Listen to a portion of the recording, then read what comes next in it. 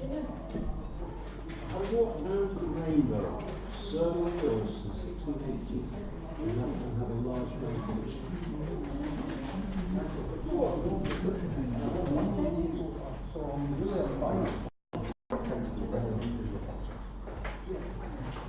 Correct?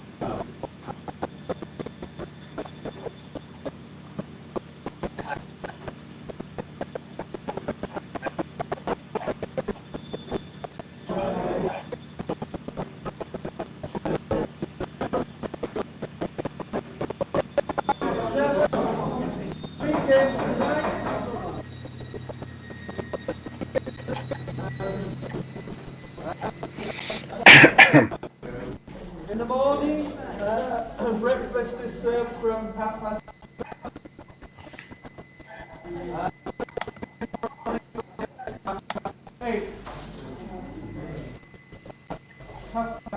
Everyone goes to breakfast, 8:30 for the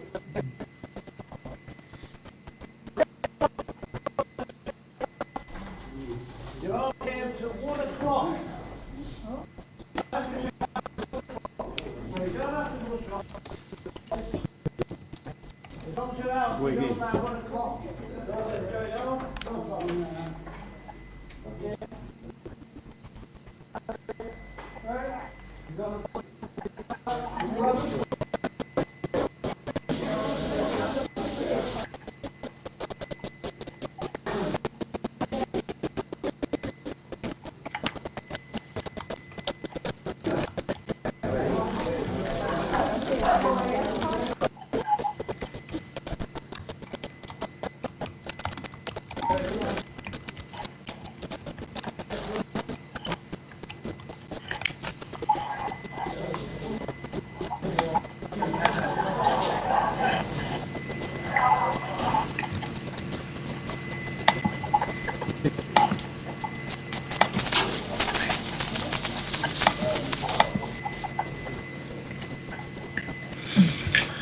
Hello and welcome to the streaming for the UK Open warm-up. This is round 7. I hope you can hear me. I'm Colin Northmore, a decent but my rating falling recently Scrabble player from the northeast of England based in Sunderland.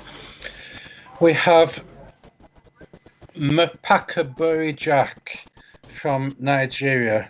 I'm just going to call him Jack from now on. In fact, I met him just before the World Championship and he just introduced himself as Jack against the one and only Nigel Richards, the world's best player, who's just won the World Championship for the 4th time.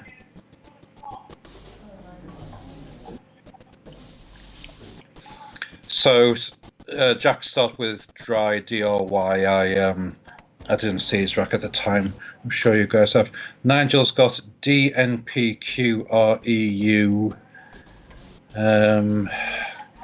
Not the most friendly rack.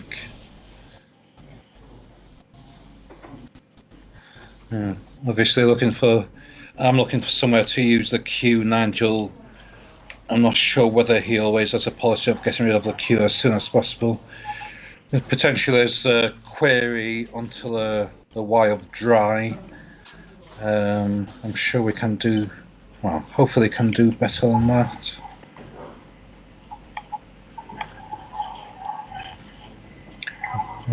If query is played, it will give Nigel a rack leave of DPN, which isn't the nicest rack leave.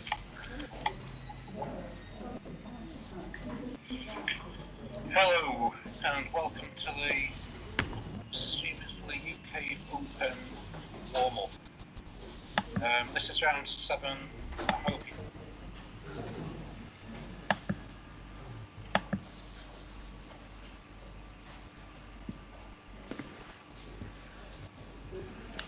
So Nigel's taken his time over this move. It's quite a tricky move, and it's the first move, which is very important.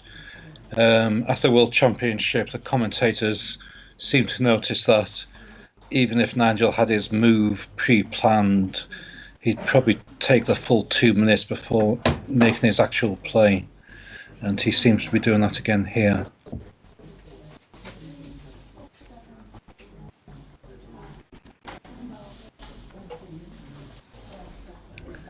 He potentially, players may change in this situation, keep something like REN, which is very bingo friendly.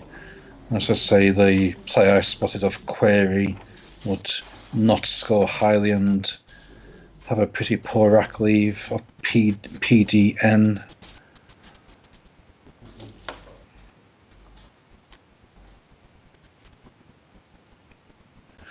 I'm saying it the wrong way. It was Nigel who opened with DRY and it's Jack's turn. Apologies for this.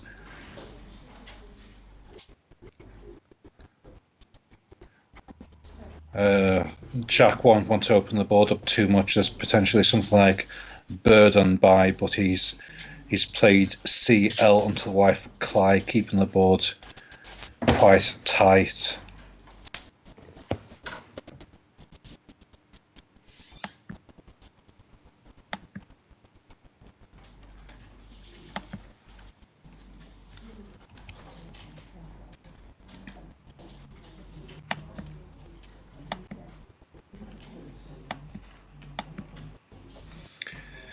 So we're on to Nigel's second go. Just for note, A does go before dry, not that Nigel has one.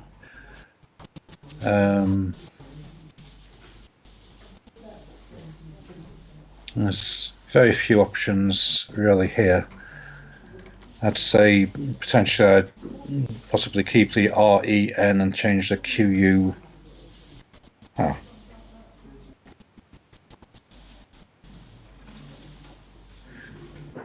The letters that were shown on Nigel's rack weren't correct. He's actually got DUM rent, so mud rent, if that was a word.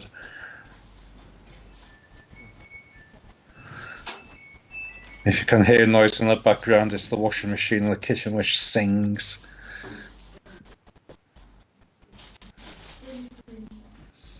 I can see if there was an I, Nigel would have rudiment. But he's actually just exchanged the M by the looks of it.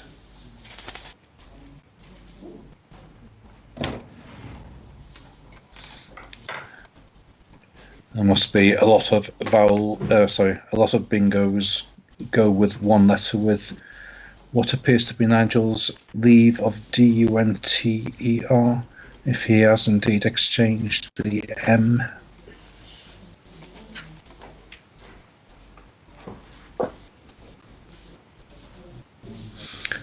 Yes, he's exchanged one, so it's back onto Jack's go. Jack's very consonant heavy, clunky, BBDG, TRI. And obviously Jack's quite aware Nigel's just changed one, so potentially has a very strong rack. So Jack 1-2 will not want to open the board up, so I can imagine he may change 4 here, keeping RIT, which are more bonus friendly tiles, and hopefully pick up some synergistic tiles to go with them if he does indeed change. Nigel's picked up another N.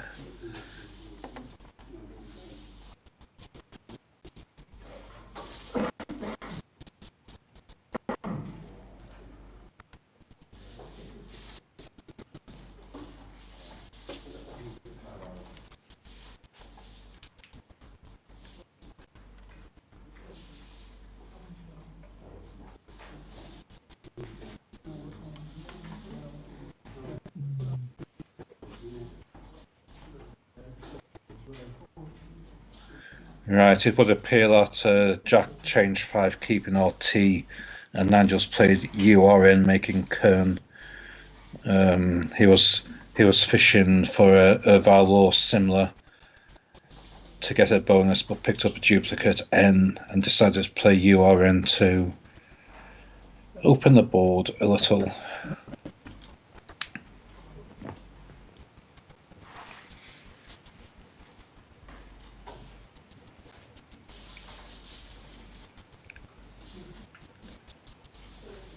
It would appear that Jack's rack after changing is COOMTI ECIMOOT, and he's playing tonic through the N of Kern. It doesn't look like there was a bonus available. And the C at the bottom's keeping it quite tight and unbingo friendly. As I say, there's a does go before dry for Adry, which it would appear Nigel hasn't got, and bonus would be available either above or below, ending 1 above or below the D.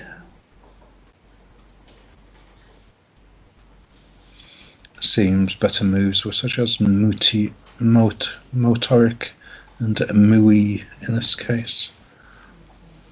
Mui would have been above the URN of Kern, getting extra points for the 3 hooks, MU, OR and ON. So Nigel appears to have a record of BDNTEEE, and he's playing fairly quickly. Bennetted. I think this was mentioned in the World Championships and is a nice play. It's just for face value because the T that he's played through is on the double letter square.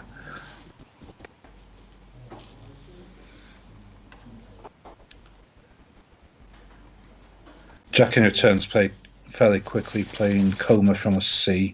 It seems he had a record of AAMORIE.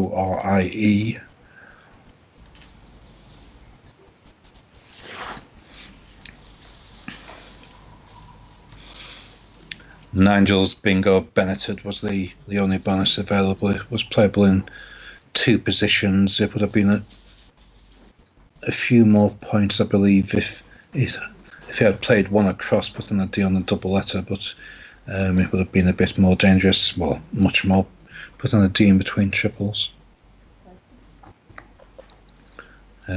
Jack's play of Coma was about 7th best according to Crackle. The best move was for 31 points. Nigel's got a bit of a dream rack here with NIMS_ER. If that's his correct rack. Yes. There's loads of bingos here with a blank for a name, marine, seminar, surname, etc. Nigel's probably looking for an 8 beginning with the A on the triple.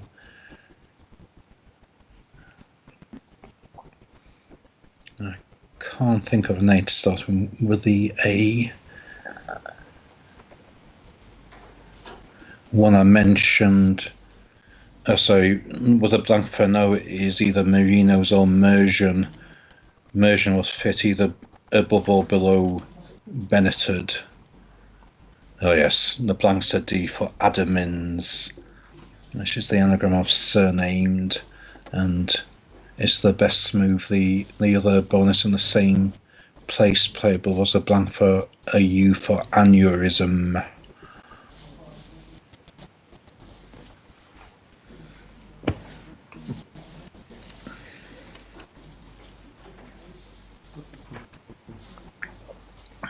Jack's replied very quickly with a awkward rack. He's played off GAU for GAU is the word. It's I believe it's a Nazi district from war times, and it appears to have given a rack leave of AIRE, which is fairly strong but a little vowel heavy.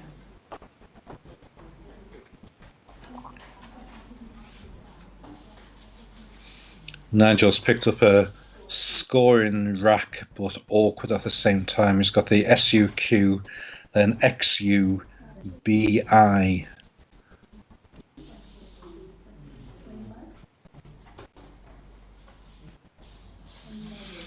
I believe DRY takes an S after it, meaning a prohibitionist. So there's SUQ goes down from there for Souk, which would be 32, 33, 40 points, which would be half decent. I don't know if everybody would know that S goes after dry. As I say, I believe the definition of dry, which can be pluralized as a prohibitionist.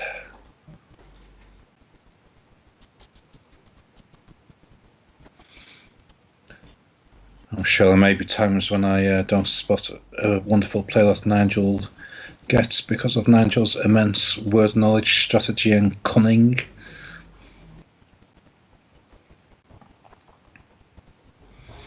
So Nigel's got exactly a 100-point lead at this stage, 170 to Jack's 70.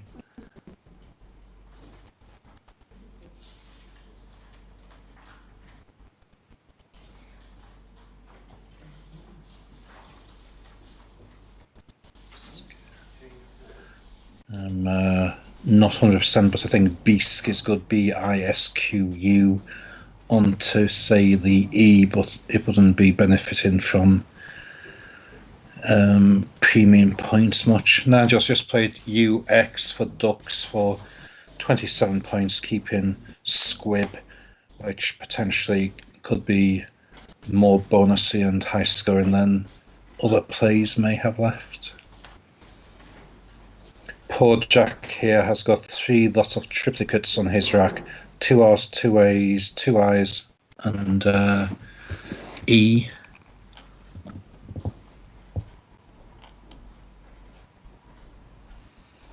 He's decided to go for a mass clear out of his rack, keeping an A and playing Area, A-I-R-I-E-R. A-I-R-I-E-R. I'll put my dentures back in. This was just kept an A and has come up as the 4th best move according to Quackle, with the best being A-R-I-A and also Area for higher points. Nigel, with his rack leave of Squib, has picked up VL, which isn't the nicest.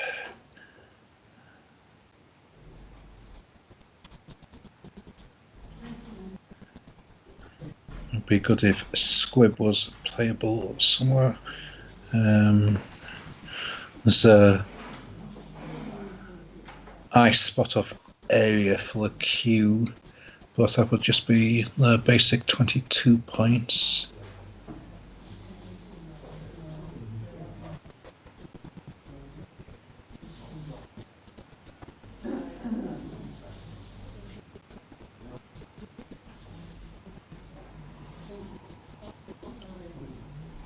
Again, there's the spot as I identified last time, SUQ making dries, which would be 40 points, which may well be a play, but would keep an awkward VLBI.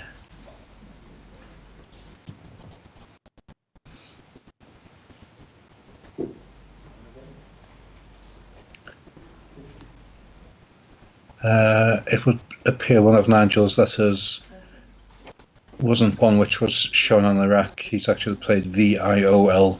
It wasn't shown that he had an O. It seems what appeared to be the Q was actually an O. So he had Bio, SUVL.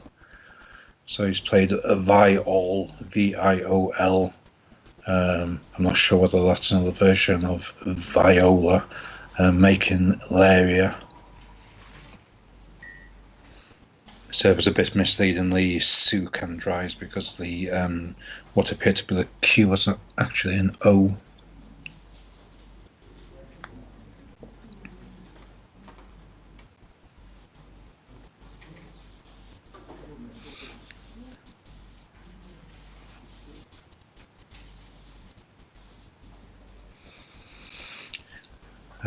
Jack could do with a floating L here for KO line. Well, it's KAIEONE.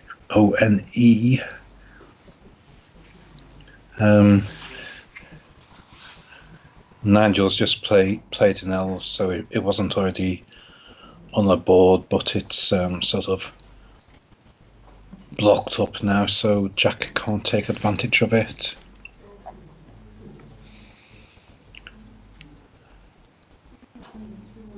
And it doesn't look like Jack's got a high score in play, something like possibly just KO or similar over the IR of Laria could be an option. But sooner or later, Jack would be hoping to score highly because he's got a big deficit. He has played the KO, which isn't the most inspiring move, but I don't think there's a lot of other options. But it looks like Jack's keeping himself with 4 vowels, A, E, I, E, and an N. So he doesn't want to pick up any more vowels, otherwise his rack will be a bit of a nightmare and unmanageable. Of course, Nigel's picked up his second blank. He does make a lot of his own luck, but sometimes people claim that Nigel picks fortunately. The other tiles don't particularly go with it, but after sorting his rack out after one play, if there isn't an obscure bingo here, I'd say that Nigel will be bonusing next play. So he's got I think it's a London town of Bushey, Bushey, I believe it's spelled plus the blank.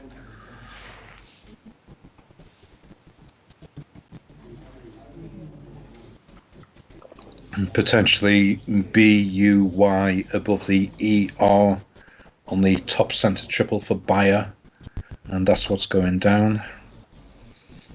Nigel must be telepathically picking up my best plays here. Ha ha. Let's see what Jack's picked up. He has played KO, so his rack lead was AEEIN. Not sure what his other two tiles he's picked up are. Nigel's got a strong rack leave of HES blank, so even with a mediocre pick should be in good stead for a bonus or high scoring play. Next move. Bayer was the top play according to Quackle, which both me and Mr. Richards spotted and played between us.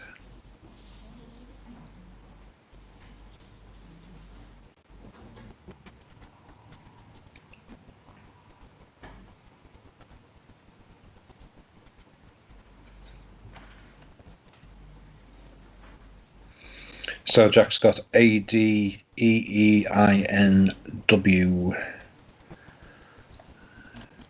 He is playing EW under the M of corner to make it mu, benefiting from the triple W twice.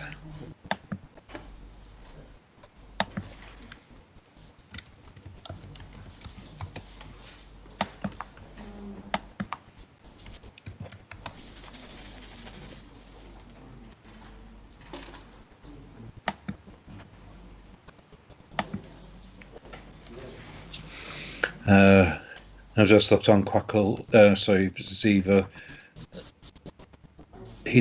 Jack needed an N for inweaved. Sorry, he needed a V for inweaved or a T for anti-weed, which I do not think any were available. Nigel's played very quickly for a very nice play from the KI that Jack had played earlier, making kittenish, which means like a kitten, like a baby cat, with a blank for an I, which is probably beyond many of our vocabulary. There were a small number of slightly easier bonuses available, including Shotten.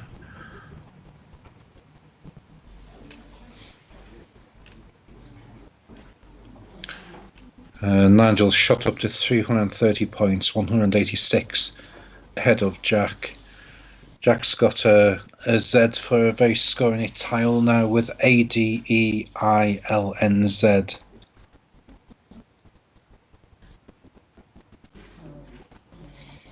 It would be nice if from the U of buyers something like unlazied was valid, but I do not think so. Potentially something like days or adds to the E of kittenish from the triple may be going down this play.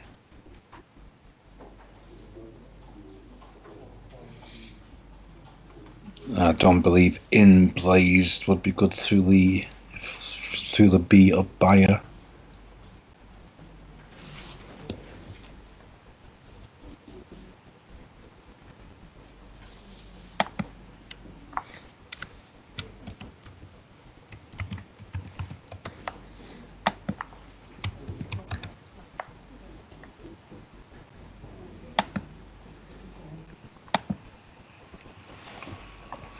Looking on to Ziva, the only 8-letter bonus available would be if there was a floating O for no delays.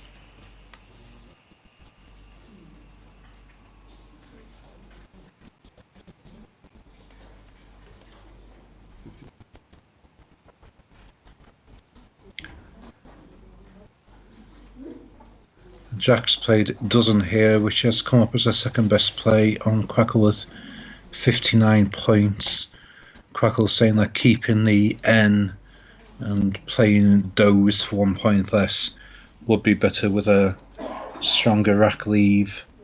There appeared just to be one N left in the bag, and it's quite a valuable tile, so Jack's left himself a rack leave of AIL. If he had kept the N for 1 point less, he'd have had nail.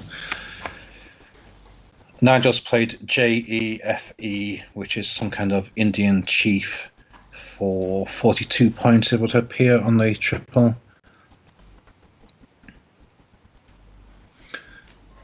So Nigel extends his command and lead. Well, Jack actually did close the gap with a high scoring dozen.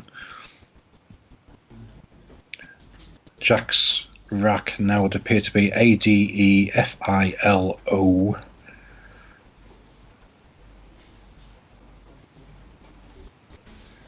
Which does not look bonusy. There are letters to play through, such as excuse me, JE of Jeff, BU of Buyer, or ISH of Kittenish.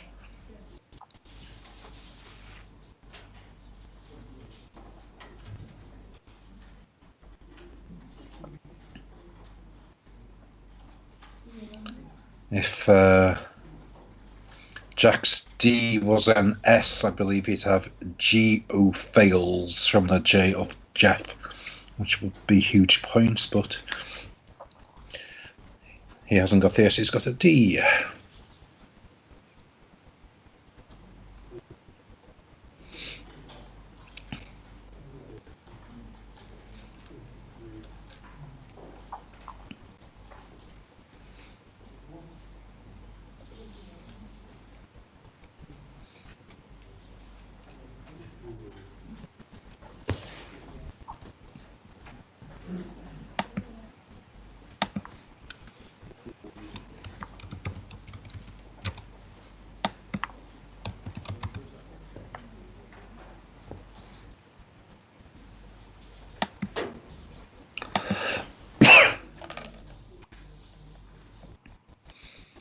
I just looked on as even Jack would need a floating G, R or T for a bonus for such as forlayed, foliaged, and the other one must have been foliated, but none of those tiles were available floating. There is a R, but it's in the wrong place for the forlayed. The R's on the centre square. So Jack has played foil, scoring reasonably around 27 points it would appear, and keeping ADE.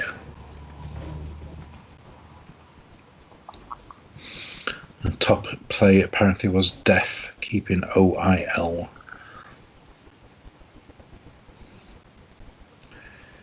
Right, Nigel's got 2 S's, 2 I's, OPW, and after Jack's scores go on, it would appear to be Nigel having a 142 point lead.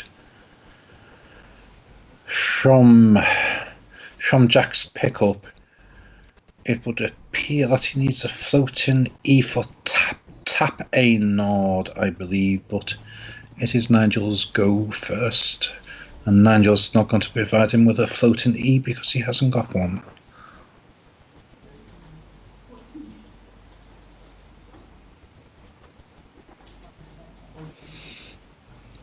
Nigel, obviously being world #1, has a very good board control, which was in evidence at the Alchemist Cup as well as the World Championship. And with such a lead, Nigel will be making sure there's not huge scoring potential for Jack, and there won't be enough for Jack to catch up. One would not have thought.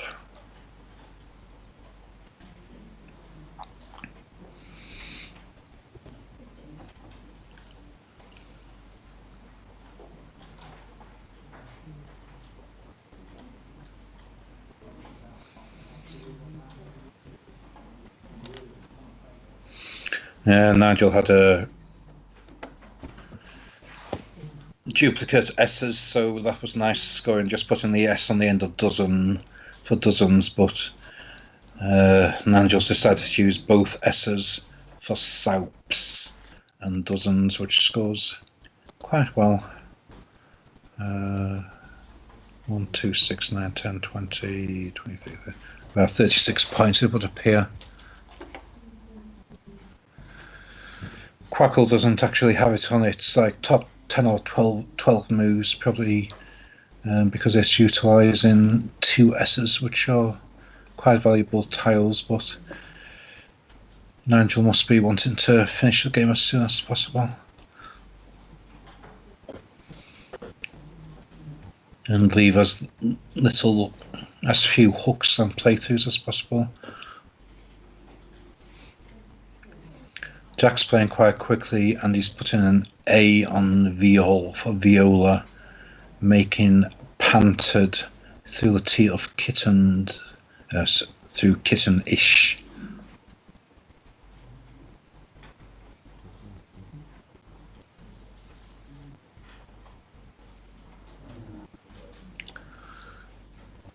It seems it's the second best move. It must be just marginally worse. It seems a valuation of 0.8 worse than pattered in the same spot.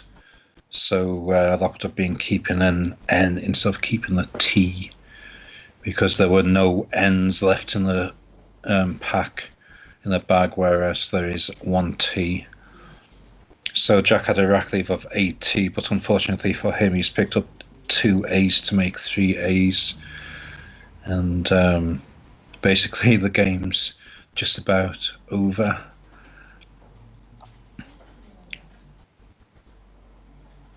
Nigel has a 141 point lead, 408 to 267, with only 7 tiles left in the bag, and Jack not having a bonus rack.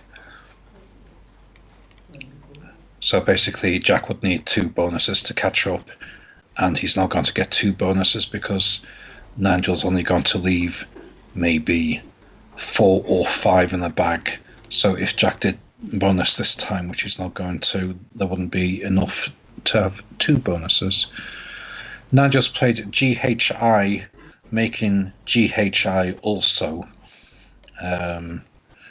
Obviously Nigel's quite aware that there's no S's left, so it's not dangerous for the triple row, and it would appear he's also set himself up for QI in that spot if it's not taken.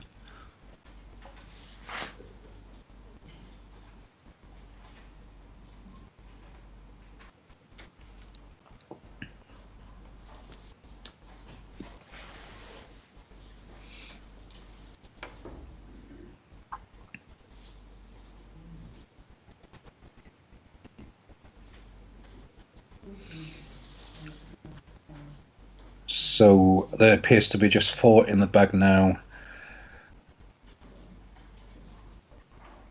Nigel's got AEGIOQT. As I say, I'm guessing he's given himself an option of QI for 44 points next go if Jack doesn't play in that spot, and he may well not play in that spot because there's no high scoring at all plays in that position. And Jack's got a rack of AAAVRET.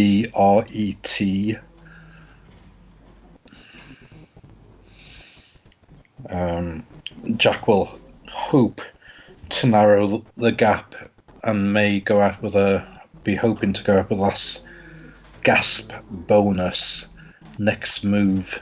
So he may look to play off, say, AVA and have a bonus lane still open to get a bonus to lessen the spread if possible.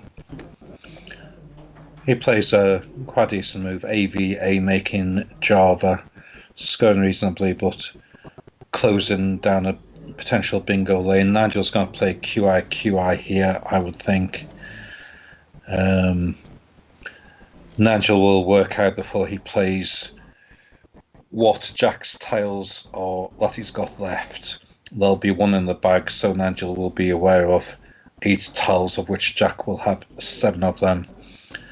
And should there be a bonus playable through the B or the U, then Nigel will probably play there. He's played fairly quickly, so I'd say there's no danger there. Playing his QI setup of 44 points, giving himself a lead of, it's, I believe, 192 points once the 44 points of QI goes on.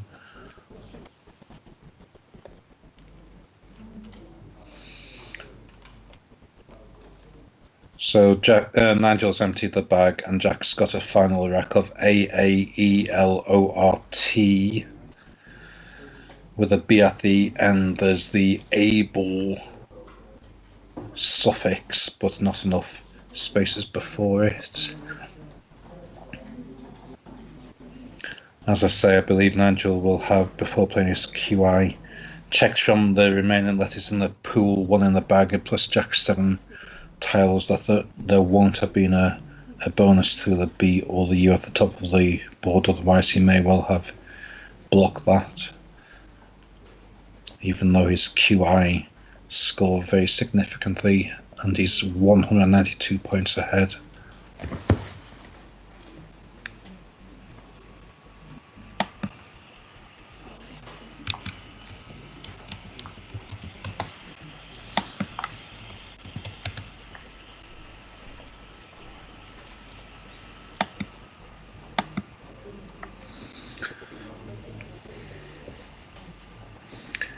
Indeed, Jack's rack only bonus with a E or a Y, making Ariolate or Aleatory, and none of these 2 tiles are available as floaters.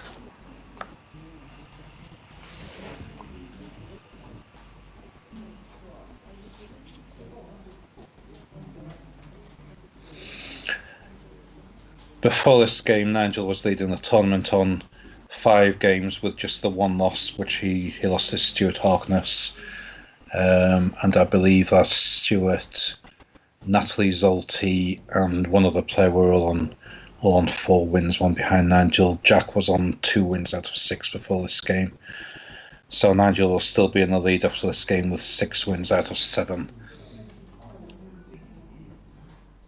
The tournament is over 18 games and there's 12 players in A, so it appears that there's a computer-generated first 6 games and then a round-robin of 11 games, finalising in a King of the Hill game for the 18th game.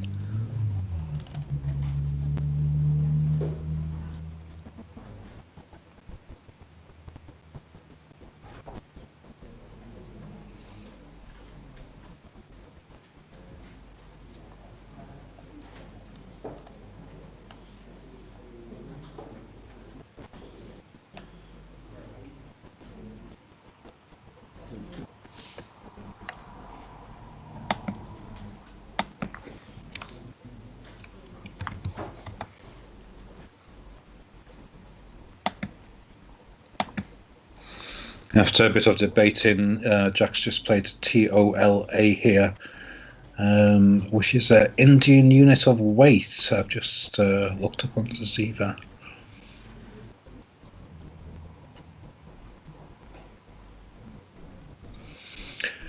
So both players are into their final few tiles.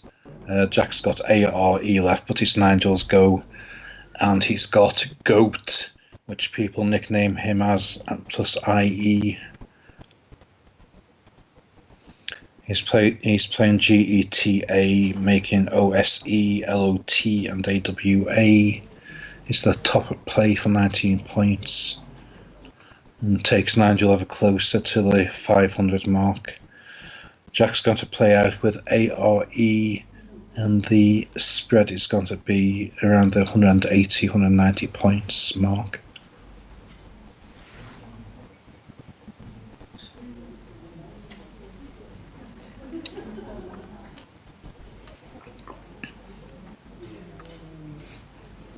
Jack's playing YARE, benefiting from a few overlaps. It's the second highest score. EAR was the highest scoring move on 3K, which was just on top of Benetted, making Atonic ET and RE for 20 points.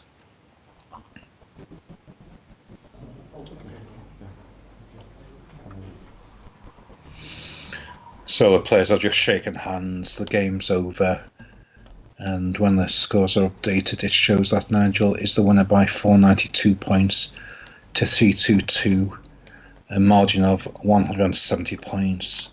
So Nigel is now on 6 wins, 1 loss, and increase in spread.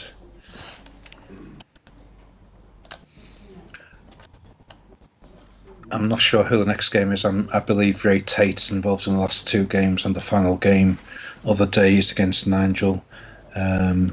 So Ray is playing somebody else next game. I'm not sure whether it's maybe Stuart Harkness, but and catch you in a few minutes for game 8.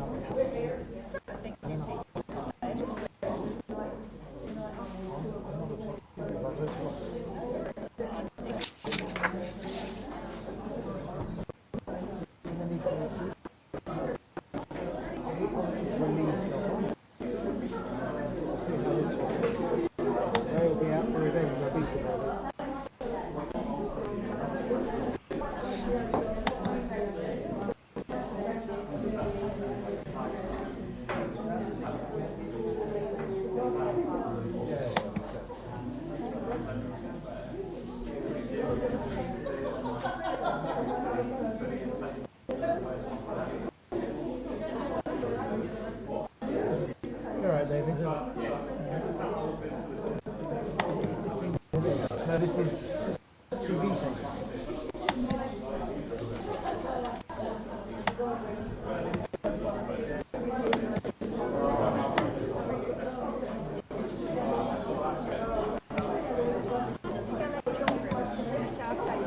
Craig Solomon, it's long as lovely, really nice. But other than that, it's all right.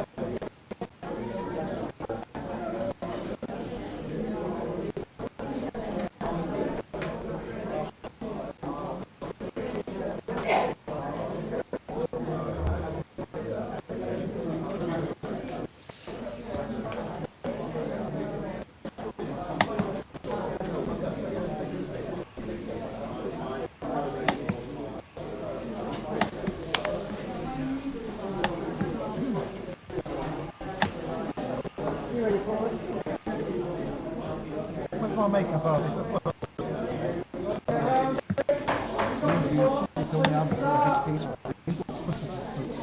She should give me a beautiful one. I don't know what to do with this. She should be a bit. I'm from Essex. If you see someone's wife and sister, you shake hands with them.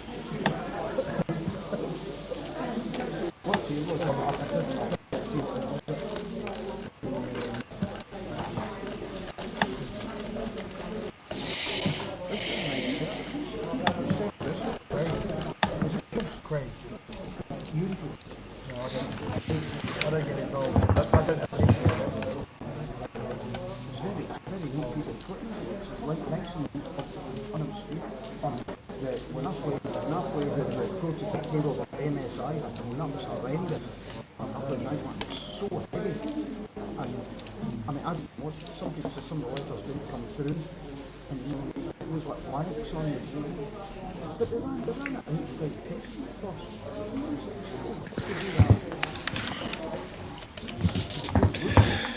Good evening from the UK Open warm-up in Coventry. This is game 8 between Ray Tate of Scotland and James Burley of England. James just won his last match against Stuart Harkness and is currently in second position on 5 wins and 2 losses, just 1 win behind Nigel Richards.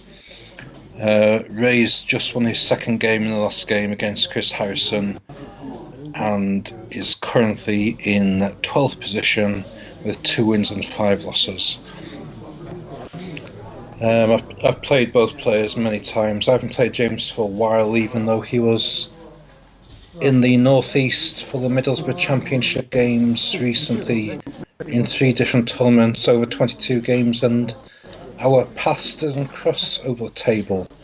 I won the early bird, James won the night owl on the Saturday evening, but we weren't good enough on the full main championship game on the Sunday, which Ahmed Khan won.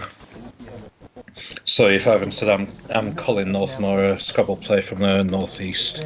I've been at the UK Open the last 3 years, but couldn't make it this year. I've played Ray Tate many times. He used to go to the Cleveland Middlesbrough Scrabble Club, and you'll probably notice that at the time, I haven't played Ray for maybe a year and a half. Ray doesn't put his tiles on his rack until his opponents have played, so you might see a blank rack or just the tiles that Ray hasn't picked up on his rack when it's James's turn, unless Ray's changes habits, which is unlikely. But it appears to be Ray's start, so in a second we shall see all 7 of Ray's tiles on his rack.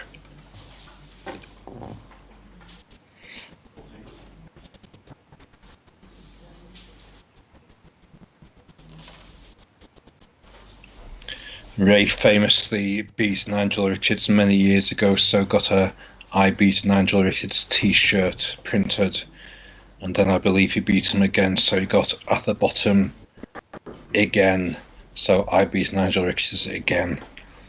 I've also beat Nigel twice myself. So we appear to just be seeing 6 of Ray's tiles, HLOORS. He will have another tile, whatever it may be. Whereas James has got a first rack of Crux, CRUX, plus VWR. Ray's other tile, in fact, was a blank.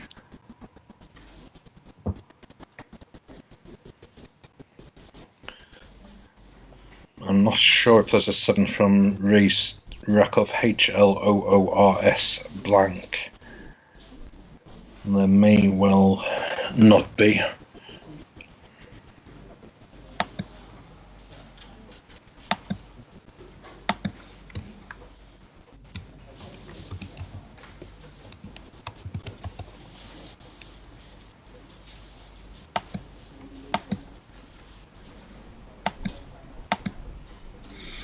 No, I couldn't spot a 7-letter word from Ray's rack, including the blank, so I've just checked on Ziva and there are not any 7-letter words, so...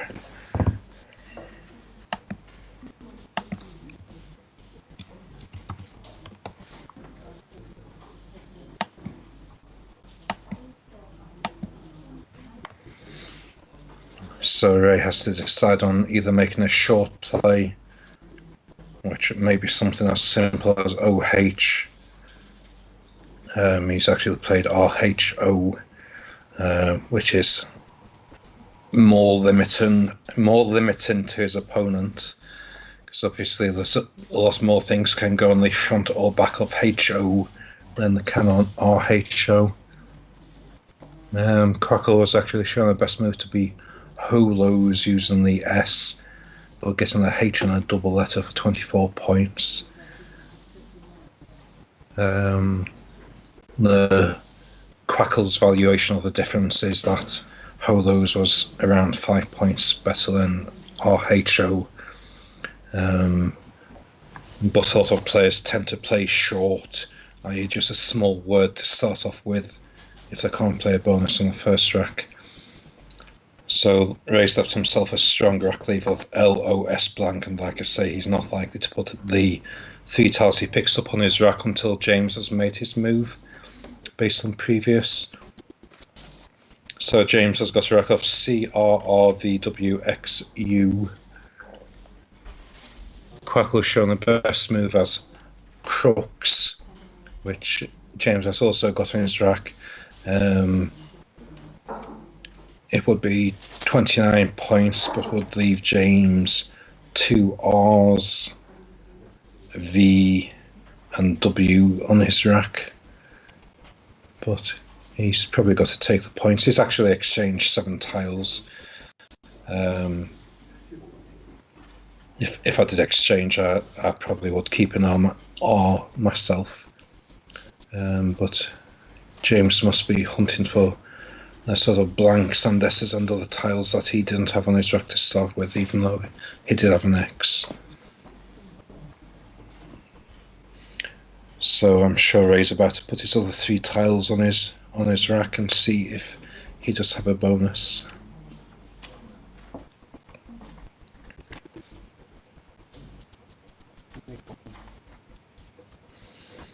So Ray has picked up a D, I and an S to go with his LOS blank. And he's playing rather quickly. I think the blank is a U for doulosis.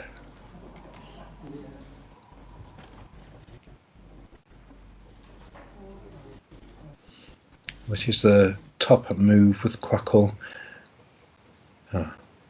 The top move would actually have been playing it horizontally above RHO, which would have been a few more points. Benefiting from a few more overlaps and double letter scores.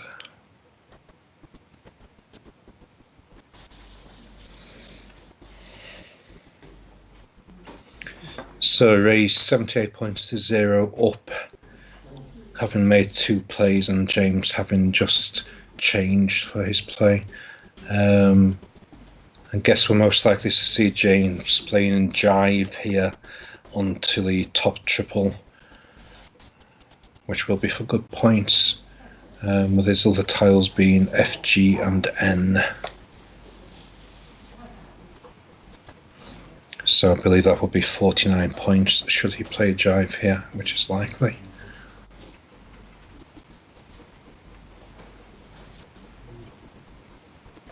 And it's going down. 48.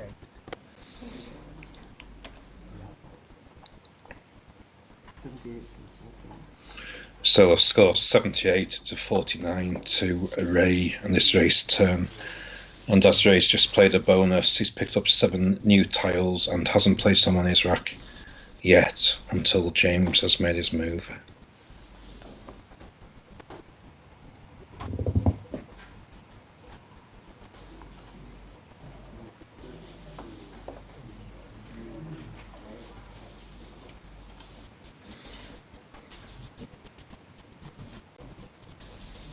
Potentially, depending on what James picks up, he's got the I to play through of Jive, and he's got F, G, N, so potentially he could have a Ing bonus if he's fortunate.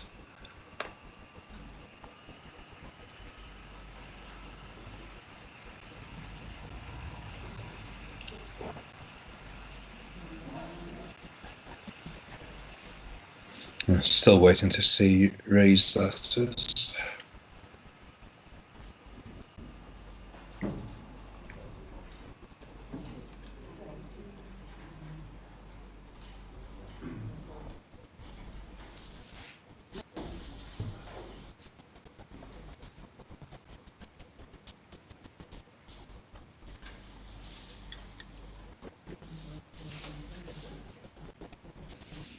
So Ray's picked up B, E, and then fruit, F-R-U-I-T.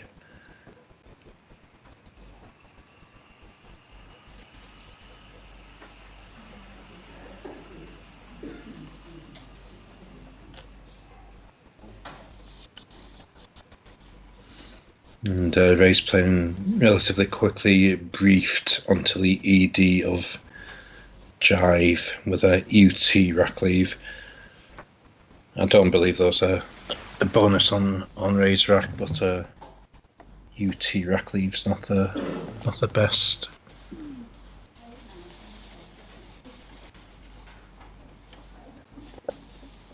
Quackle showing the best move was Rubified in the same spot, which would have been utilising the U and just keeping the T.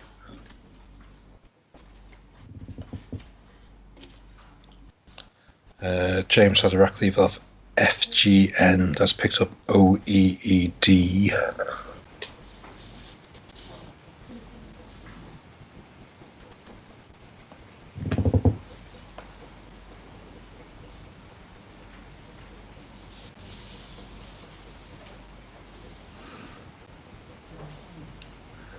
If possible, a 6-letter place starting with a vowel before S, full bottom triple, would be nice, but it does not appear that it's playable. Well, there's anything playable in this instance, so as I said, there's that I to play through at the top, but there won't be a bonus with that. It's James's racks are sort of slightly too vowel heavy for that.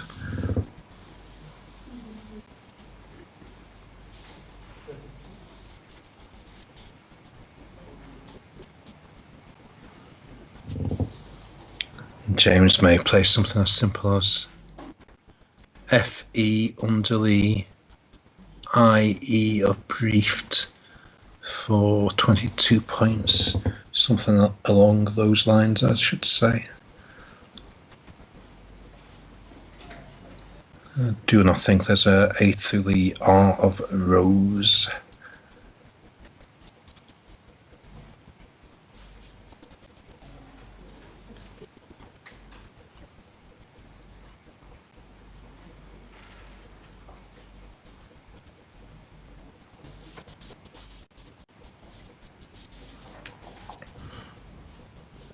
Potentially a play such as feed underneath briefed.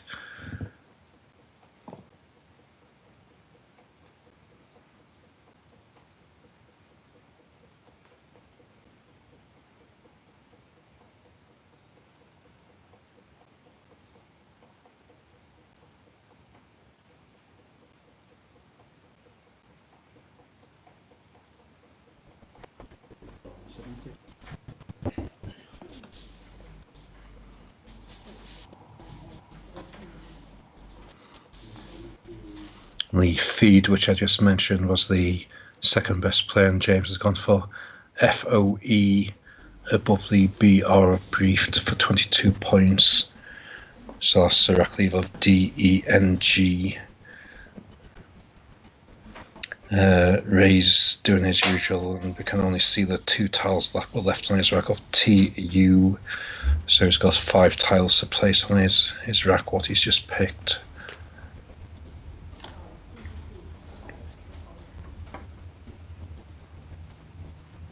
James has picked up a CTI to go with his DEGN,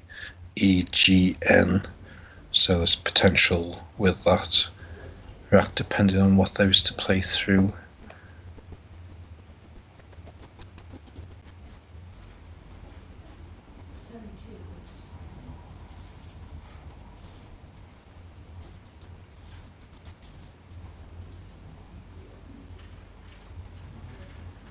I'm still waiting for Ray's 5 tiles, but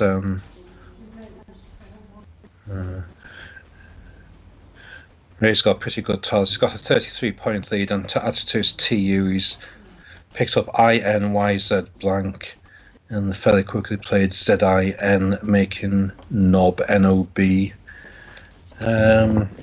It's quite a fast play. There could be others available. It's not the best rack leave.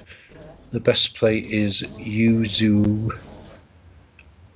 making Jivey, which isn't easy to see, or Yuts in the same place, which would give a much better rack leave. Ray's play is actually third best, but considerably 12 and 20 points behind the top 2 plays. I guess it's not that easy to see Jivey and then a YU word, but TUY blank rack leave isn't really the best, and it could have been better.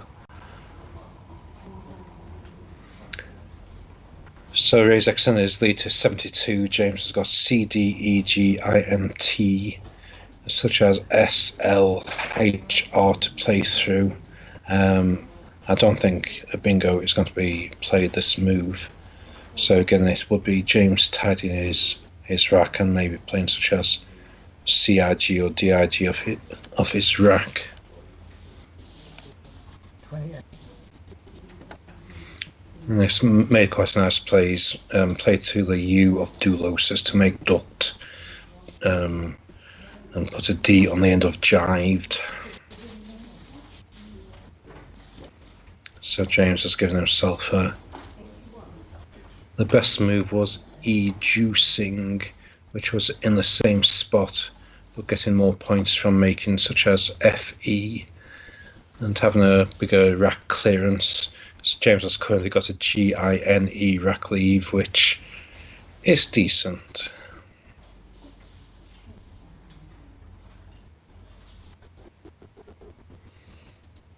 Ray's put his tiles on his rack quite quickly compared to previous. He's picked up OQL.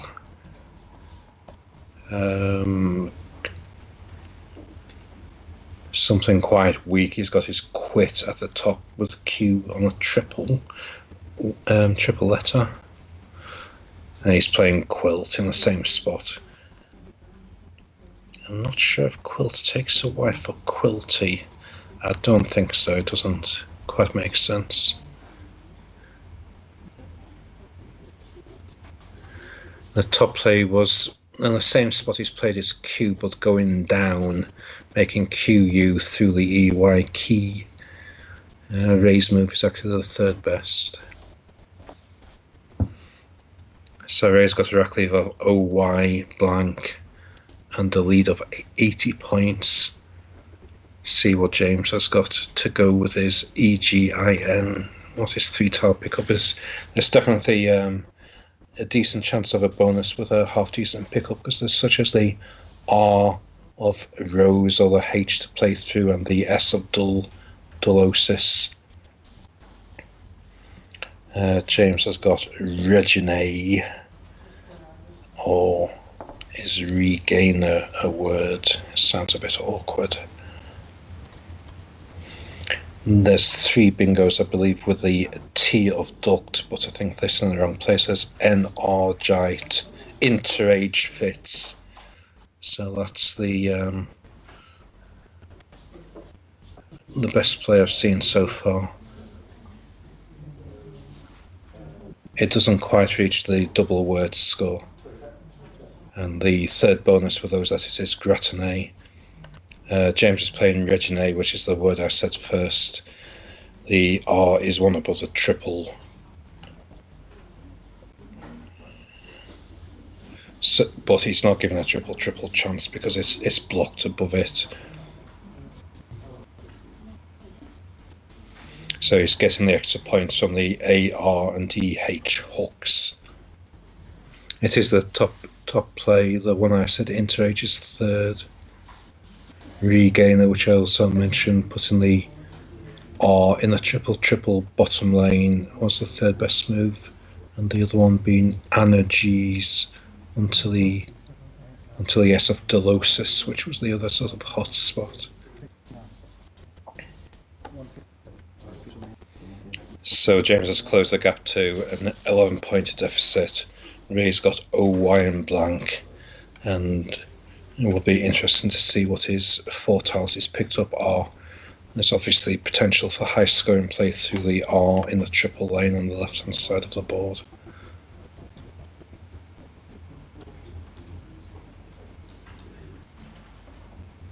And there's also again the S to play through and the T of duct.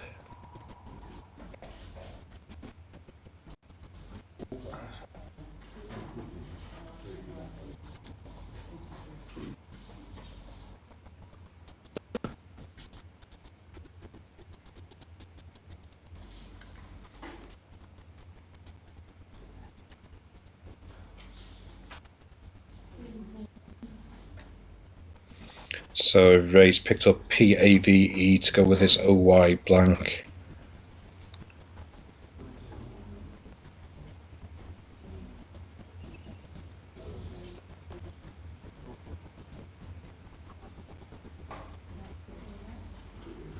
He's got such as Pervy through the E of Regine. I think he's actually playing that. It's getting rid of the 3 heavy tiles, the PVY. It's using the E, which is the nicest tile, but sometimes needs must. And this 39 points with a rack leave of OA blank, which is more Val heavy than optimal, but there There were bonuses available. Overpays, which would have been in the same spot through the E. No, it's somewhere else. It was through an R.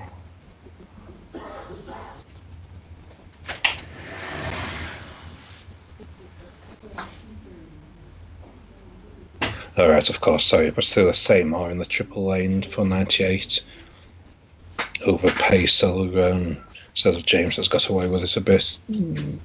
Ray could potentially have scored 98, I believe it said, and he scored 39.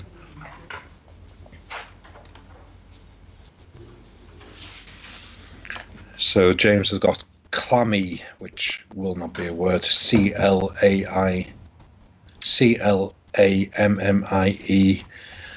There's a faint chance clammies might be a word, but I doubt it very much. It would be a bit of a pontiff. James doesn't know it for sure.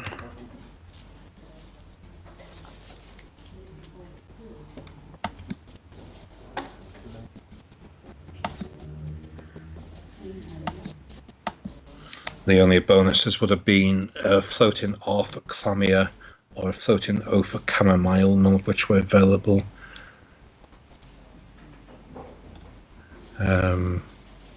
James has just played his MM off, benefiting from a triple letter twice for the M and scoring 31, which is a good return with a decent rack leave of C-A-I-L-E. Again, slightly vowel heavy, but there's such as T and S to play through.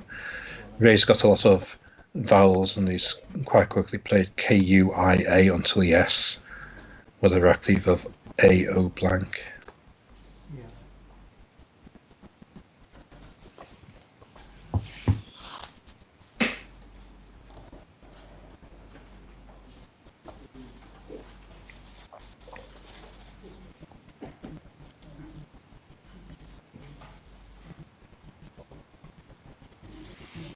And there were bingos available for a Uakari.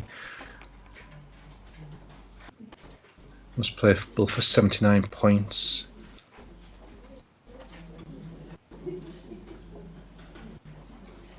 I think it's some kind of monkey.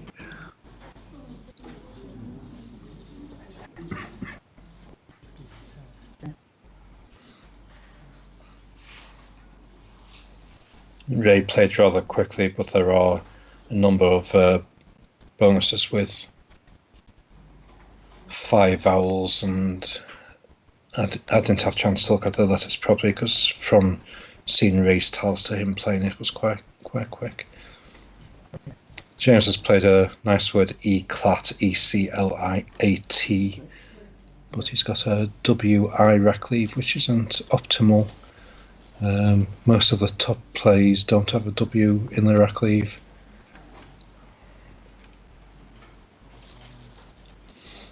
As we all know, W is one of the most awkward tiles and it's best played off as soon as possible. Other things being equal. Anyway, James has closed the gap to 2 points, but Ray's got a blank and O and the A, and we're yet to see his other 4 tiles that he's just picked.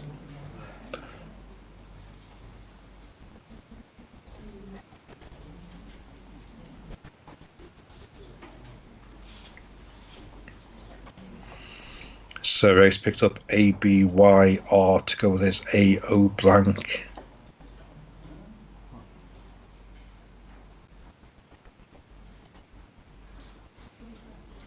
It does not look like there's a bonus available here. He's got Abre, but it doesn't quite reach the triple at the top right.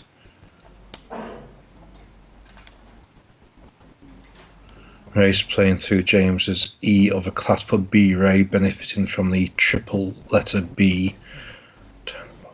So that's 32 points. And they were the same rack leave of blank OA as he's had before. The top player was in the same spot, but Y-E-R-B-A with a few more points because the Y, the 4-point tile, being on the triple letter.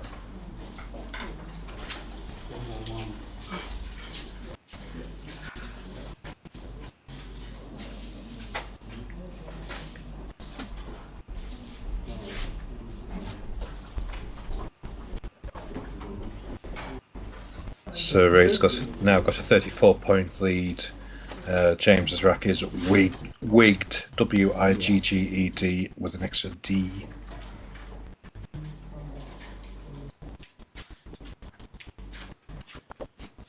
Potentially my play wagged through the A of B Ray, getting rid of both G's, which aren't very friendly tiles.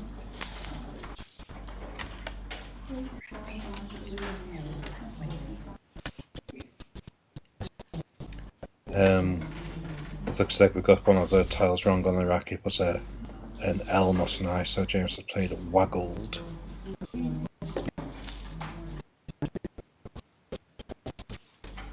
The I and the L must have been confused, which is easy to do.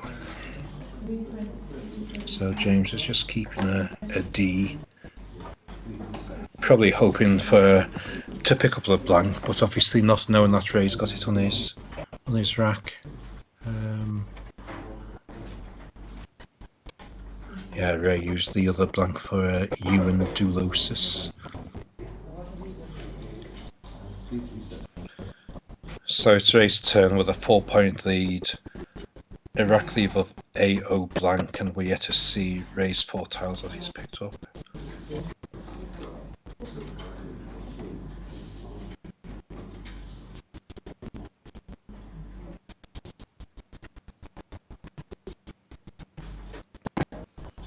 James has just picked up the X, and there's big points potentially available under the E of the waggle that he's just played. There's big points, but sort of danger involved also, but it will be worth the risk unless James next go just wants to play wax in the triple in the corner. So Ray's got quite a nice rack. Etonia's, I believe it's got with a blank for a T, with his rack of AAINOS blank. Be playable above the D of waggled. There should be other bonuses here, I'm not seeing them straight away.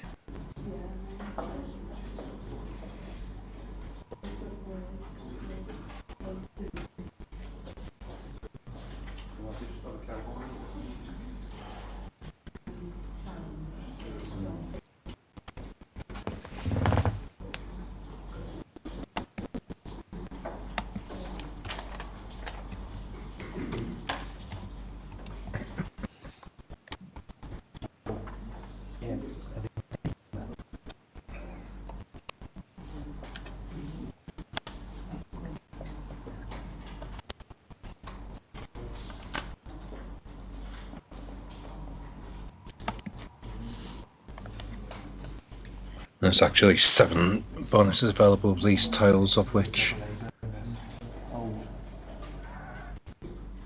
Ray's played a blank for the M for anosmia, which is a nice play.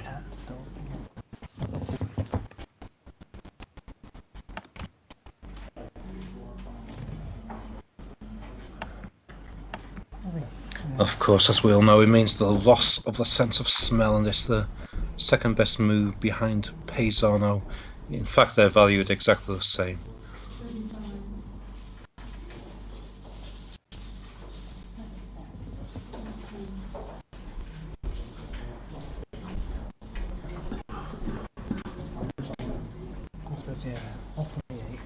So Ray's extended his lead to 75, but James can hit back heavily with his X, whether he decides to play 44 for wax in the bottom left hand corner, or does something a bit more dangerous with, say, just the AX or axed under waggled, which will be in the 50-55 point range. Oh, there's also a much safer AX spot by Pervy, AX next to the PE of Pervy, and that's what he's going for, it would appear. It gives a quite heavy Val rack leave, but it's much the safest points for very, very good score. But James will be hopeful of picking up some vowels next go, but there does seem to be a large portion of vowels left in the bag, so he should. It's the top play, and it reduces James' deficit to just 20 points, going into the closing stages of the game with approximately 13 tiles in the bag, it would appear.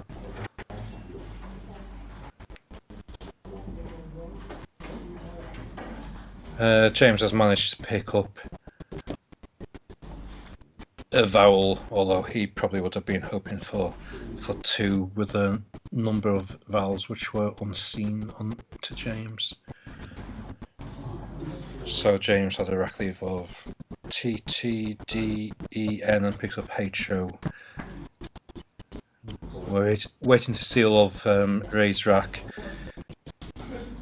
After playing the bonus, he's picked up N, S, O, E, I, N plus 1 more tile.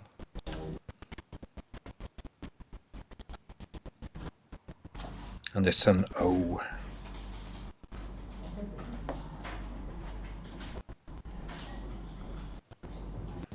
So it's got N, N, O, O, S, I, E.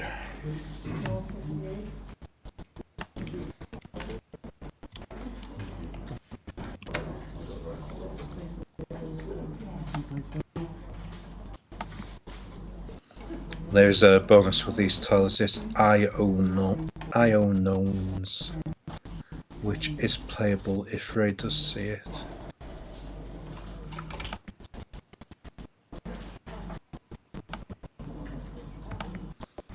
It is the in the top 4,000 probability 7-letter words. There'll be a decent chance Ray sees it, but not certain.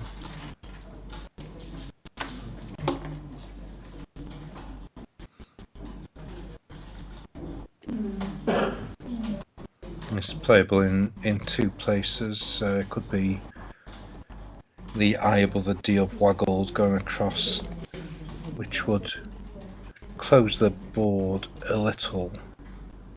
2, 4, 6, 7.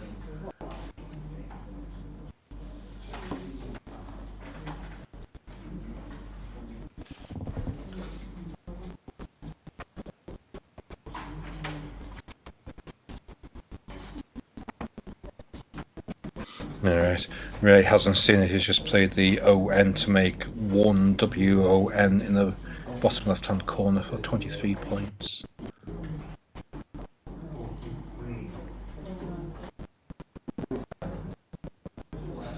So James is still in the game with a 43-point deficit, with around 11 tiles left in the bag. But Ray's got a strong rack leave of SONIE, but would nearly have the game out of sight if he had seen his Ionones.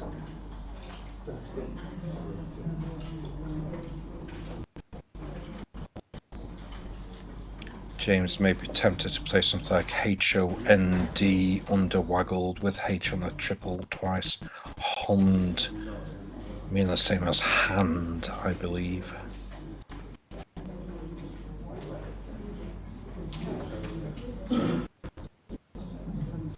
I believe that would be 32 points to be within 11 points of Ray's score.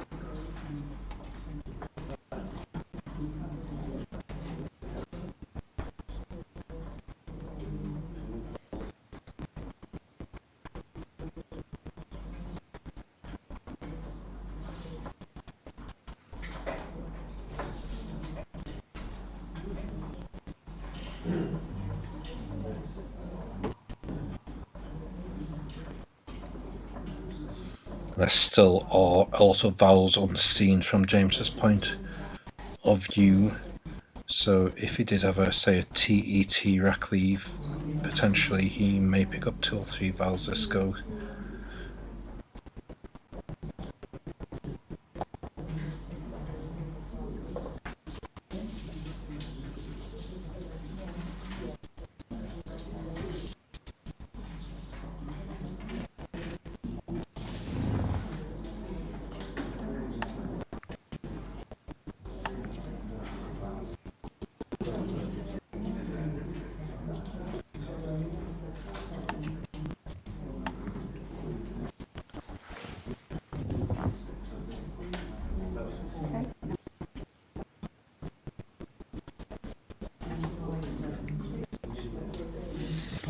Seems James is looking at his tile tracker and trying to make his most optimal play in the closing stages to give him a reasonable chance of winning the game.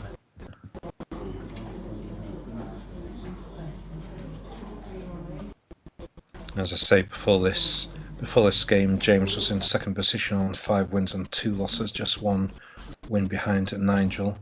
So he'll be doing everything he can to extend his good start to the tournament on day 1. There's 1 more game after this, and then another 9 games tomorrow, starting at 8:30, I believe.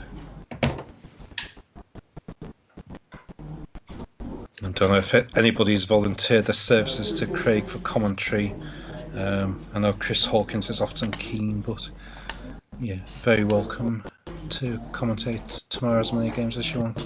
James has played Hated, which is a decent move. It's getting rid of the duplicate T's, playing onto the triple for 27 points.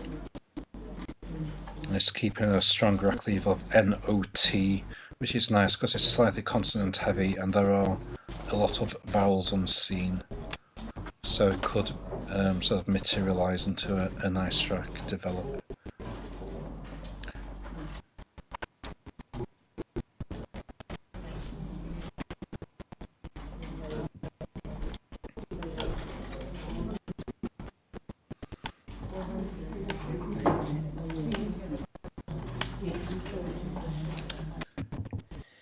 Ray's picked up UR and he's got Darines, so basically should give him the game at the end of the day.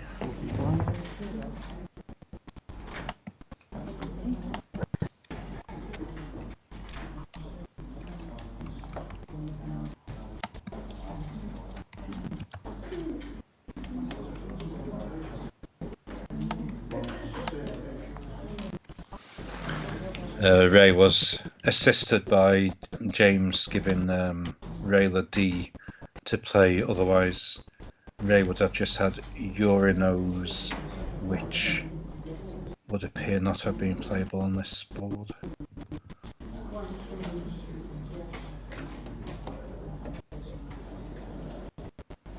So Ray's got a 96-point lead. James hasn't had the nicest pickup. He kept quite a strong lead of NOT, but has picked up W, P, U and I. And from James's point of view, there's only 7 tiles on scene, which are all on Ray's rack, which are A, A, E, I, T, U, W.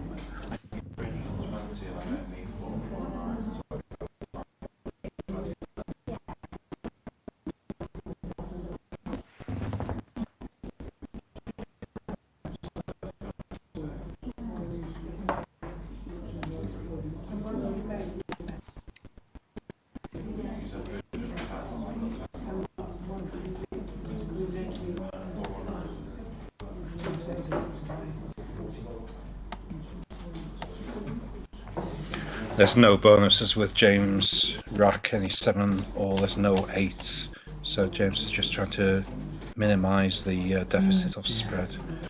He's played WOP, which is decent points, but potentially Ray's going to get a lot of points back with the AW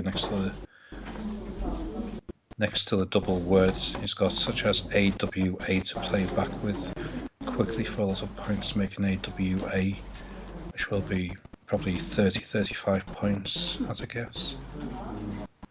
I don't know, I wasn't seeing that. Ray's tiles are actually AAEEORT. WOP was the 3rd best move that James played according to Quackle.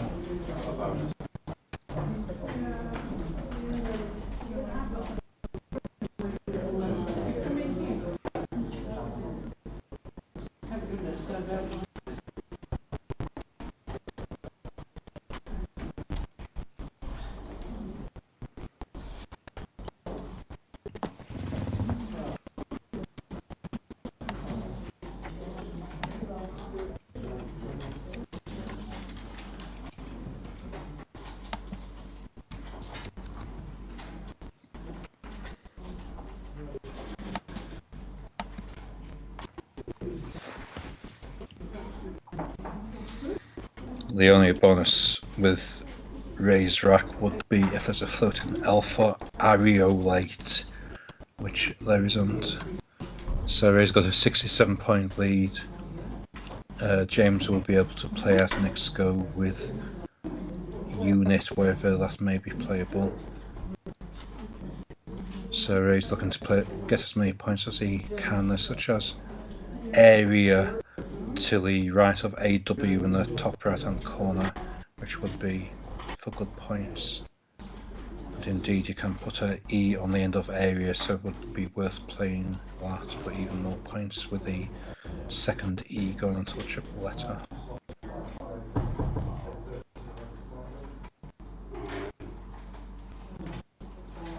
With a quick calculation, I believe that would be 35 points, which would give Ray a 100-point lead.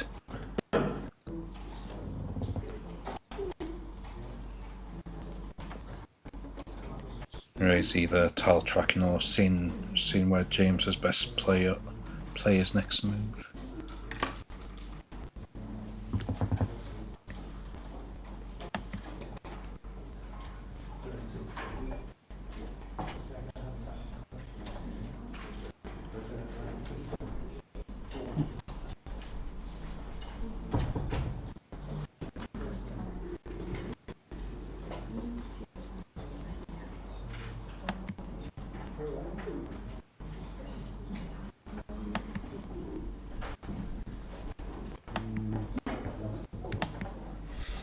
The scores in from Nigel Richards' match. He's beat Chris Harrison for 18 to 347.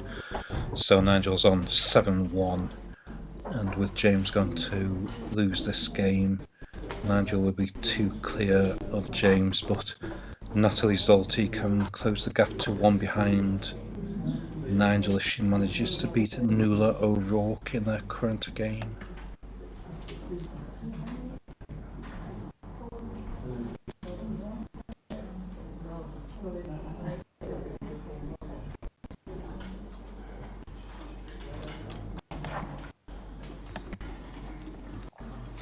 The next game on stream after this is Ray Tate against Nigel Richards, which should be interesting. Ray's playing in the space I said on the board, but he's playing rate, which is going to be a few points less than the area that area A, which I said in the same spot. Area.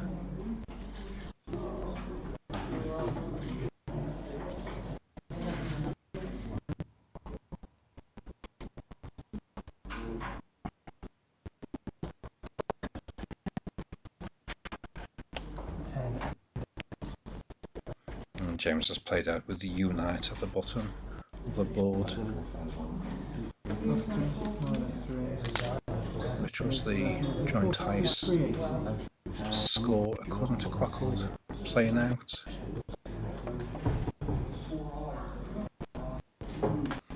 So Ray wins 463 to 384.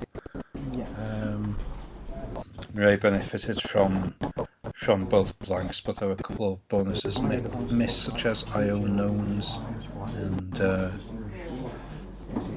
James and Ray are just pointing to the board to the D where James played Hated, which enabled Ray to play his Dareen's bonus, which sort of clinched the game. I just scored a bit more, you just scored a bit less. So it just shows that it's not just based on your plays that games are turned by, but on your opponent's plays, and limiting the sort of hooks and playthroughs that they give you from their plays.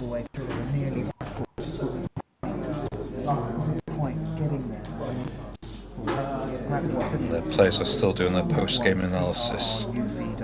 The final game of the night will be in about 10 minutes, I believe, which will be Ray Tate again against Nigel Richards. So catch you then. I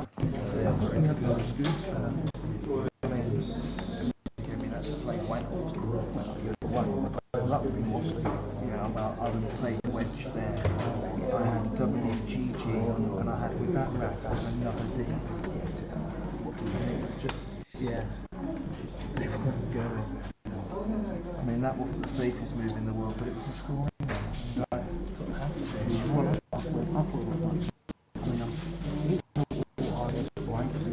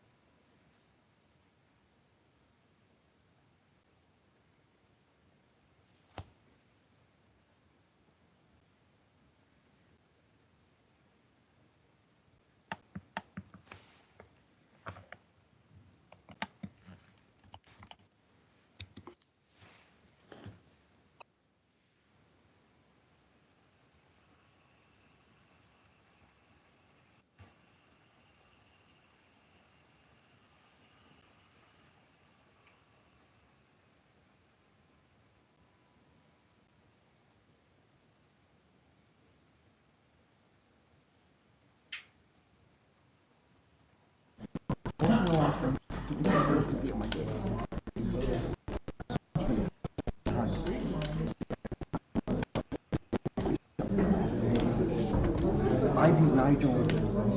Alright. I beat Nigel once, but that was a small one. She says, why you got that small one? I just couldn't do it. Next time I could put a game on. Terrible. Cheers, Rick. And you. Good luck in the last one. Yeah.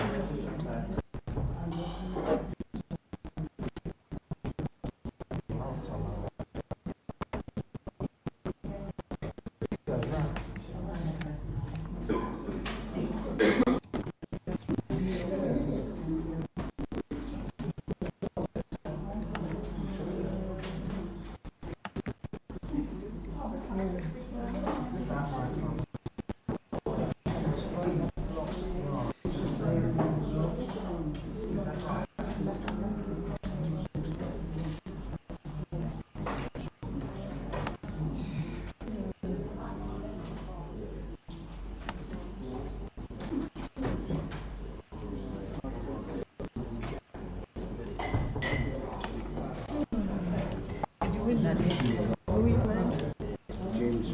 Well done. How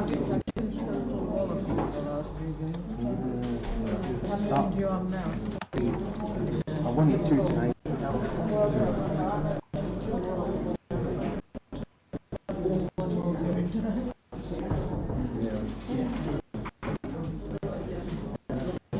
The way it goes sometimes.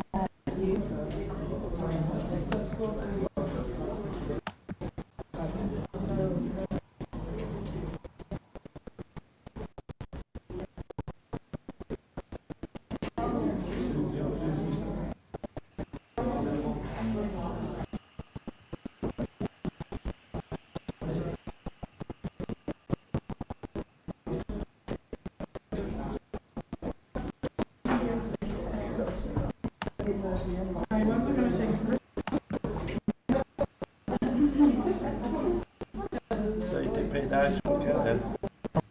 Last game? I got to play him in the last game. What? Last game I played? Alright.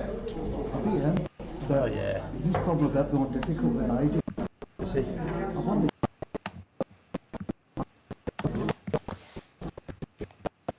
Who? Jack. No, I've only played. Have you played Jack? No.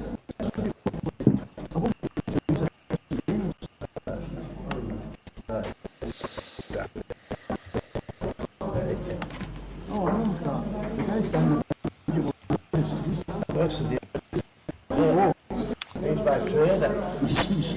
yeah. My coach. Yeah, I was his coach. See? Because It's okay. I know. I know what he did. See, he was telling me, and I know what he did, but he's on to the 50 to 70,000 This was the problem.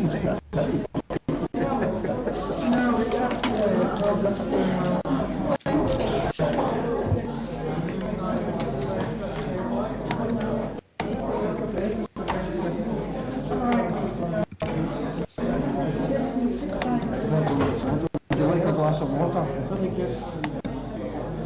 That was quite near. I was going to try and get some Veronal sleeping draft.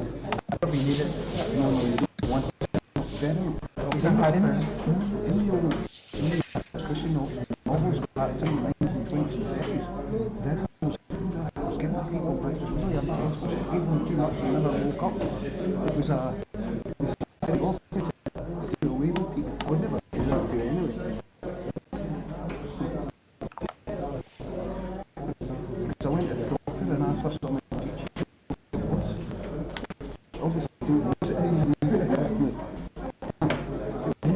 what it is. Just going to get myself some water. I might keep doing that one.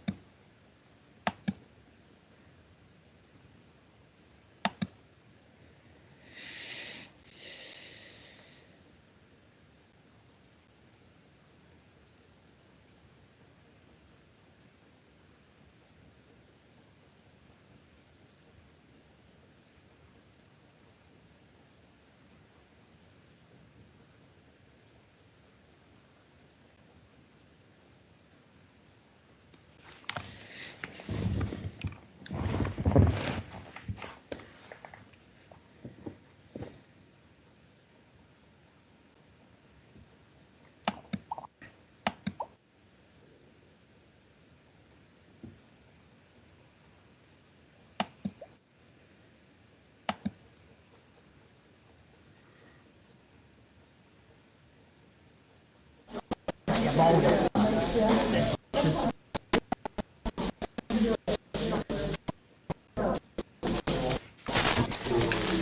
Welcome back. It's game 9 of the UK Open warm-up, the last game of day 1. There's another 9 games tomorrow. This game is between Nigel Richards, the current World Scrabble champion and seen as the best player in the world ever,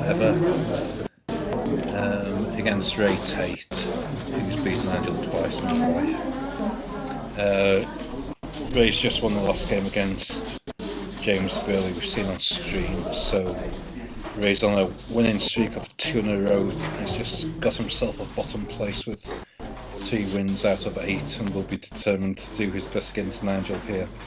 Nigel's out on top with 7 wins and 1 loss, 2 ahead of anybody else, but I think Natalie's result against Nuala hasn't come through yet, which could change things.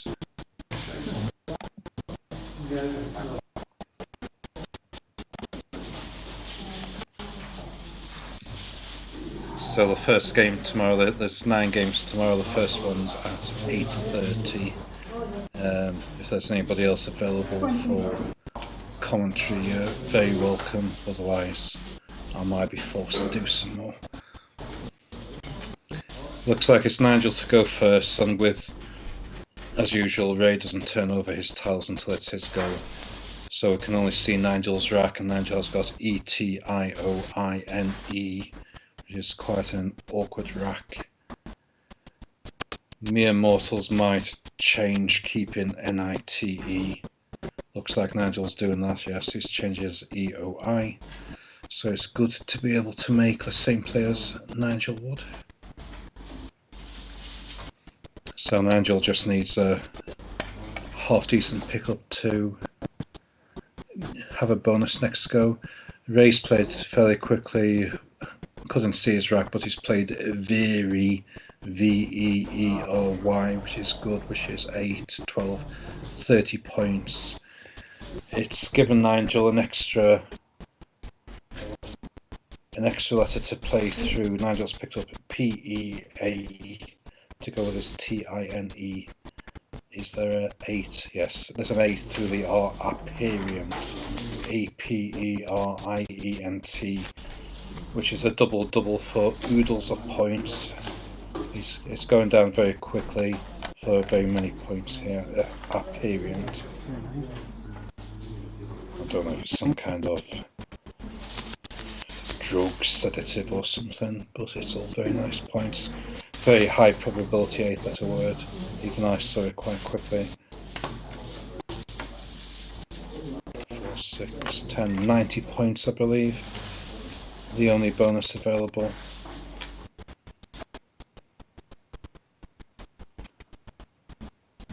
You can't always guarantee getting a bonus after doing a change, or you can't even guarantee getting better letters than you put back, but Nigel gave himself a strong rack of N-I-T-E, and there was a strong chance that he would have a bonus next move, but he was helped by Ray giving him an R to play through.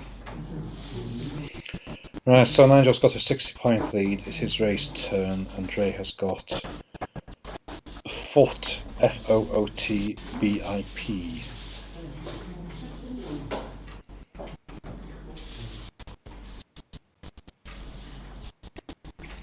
I keep trying to play Biop in my games, but it's no good. That's P-O-O-F, Poof. Not really playable for good points on as the board is. It could be played to the left of Aperient.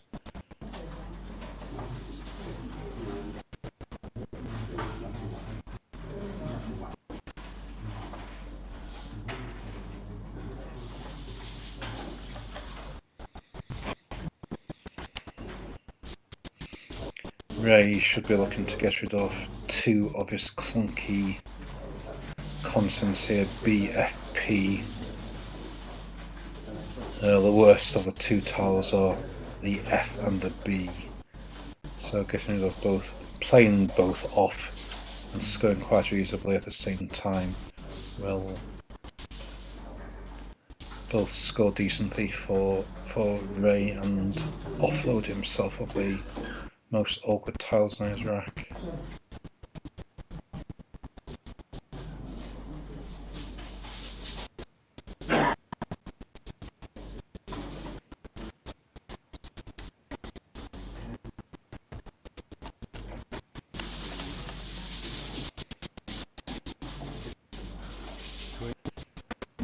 The P is a slightly better tile than the B, but getting rid of both at the same time is quite good. The top play was Biotope onto an E, which wasn't easy to see.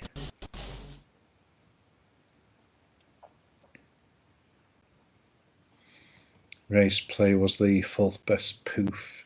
It's a decent play. So Nigel has a 40-point lead. He's sort of got awkward rack, but potentially very high scoring. AFHJMUY.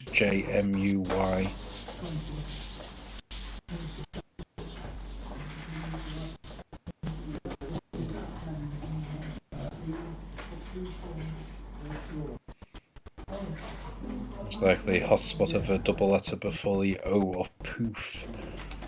Obviously, if anyone gets it, you can have an S in front of poof for spoof, which will go nicely into the triple lane.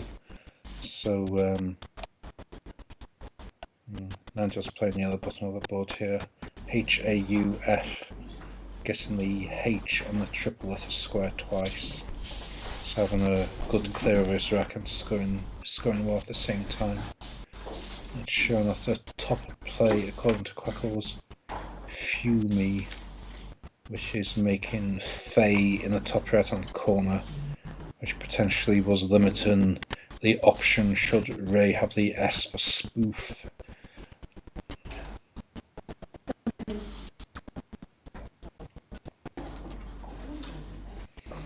So Ray has a rack leave of BIT here. We're yet to see his other 4 tiles he's picked up.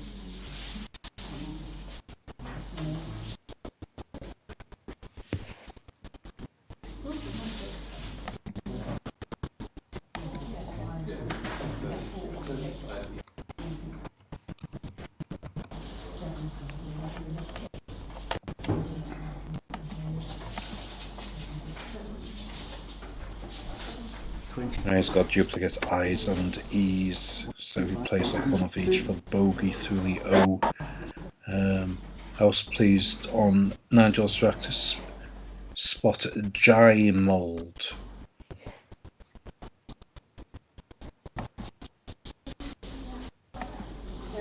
JYMOLD. Now he's a playable. It doesn't appear to be.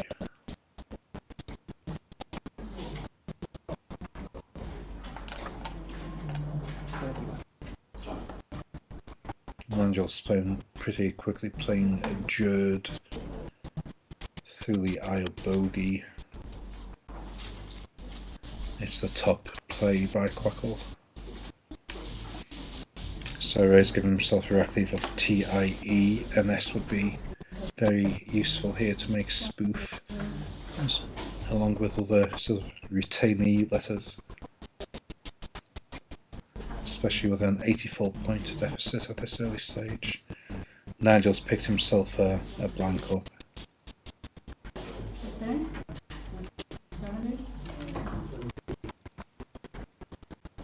Ray's picking nice. There's just one tile left to show. With his TIE, he's picked up CNR. A vowel would be nice to go with it, but it's a D. You could do with a floating A for dicentra or crinated, but there aren't really any floating vowels on the board. There's a UT and an AN to play through.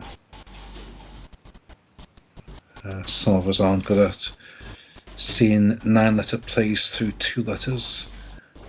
Unlike Nigel in the 2 games ago when he played from a KI on the board for Kitten-ish, which was an excellent play.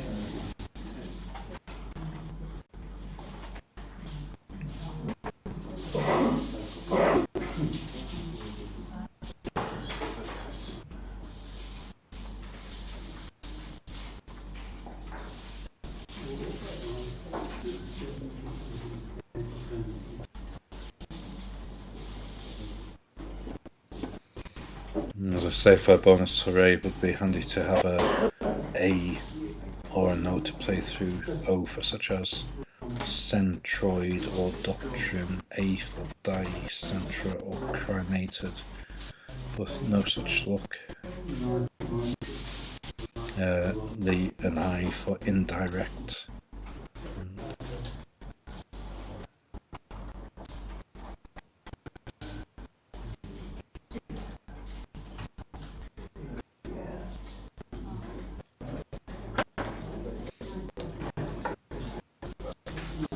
Sure if a D can go on bogey for bogeyed. Obviously bogey's a golf term for 1 over par, but whether it's EYED rather than IED.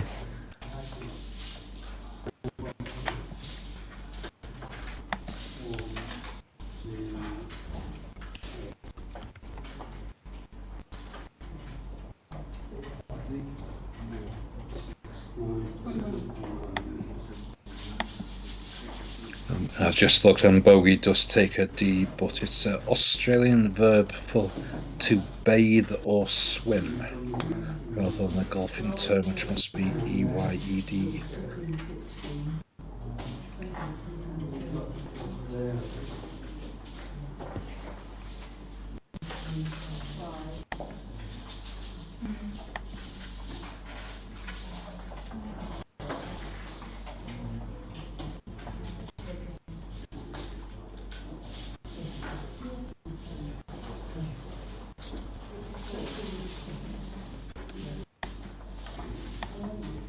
The last scores have just come in from round 8. Natalie Zolty's just beat Nuala O'Rourke in a high scoring game, so it's just 1 win behind Nigel in 2nd place. Ray's played TEC.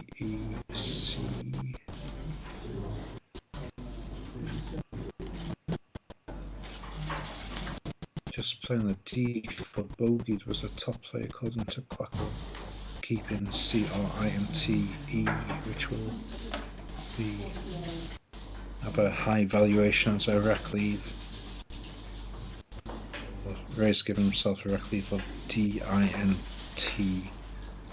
so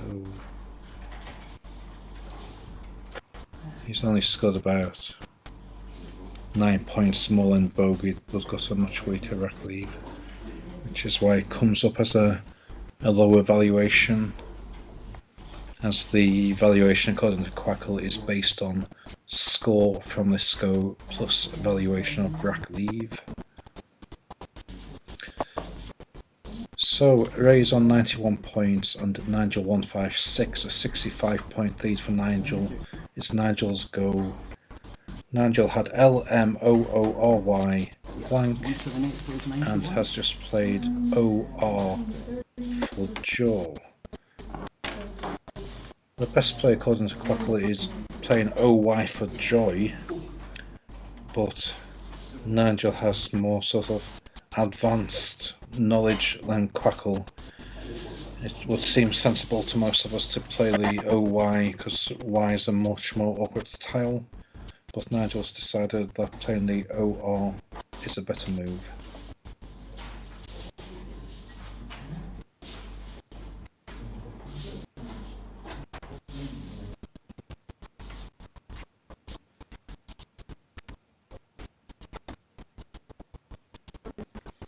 Ray had a rec leave of DINREAL. Sorry, DINR, and he's picked up EAL. There are no 7s with that rack, so we're looking for a letter to play through for an 8, but there's very limited options. There's either the V or Very, which there won't be a there won't be a bonus from, or ending in F of Horf, and there's not going to be a bonus there either. Ray may play such as D-A-L above jaw, and he looks like he is doing. Try to snuff out what he thinks Nigel may be setting himself up with. I think we could argue that Nigel made a suboptimal move the last play, but he'll have his reasons as to why he did it. He'd have scored 6 more playing Joy than Jaw, and would have kept the R rather than the Y. So now after keeping MOYL blank, I believe he's picked up duplicate L and duplicate O. And I don't think he should have anything bonusy with this rack, even though Nigel's word knowledge is far, far superior tonight.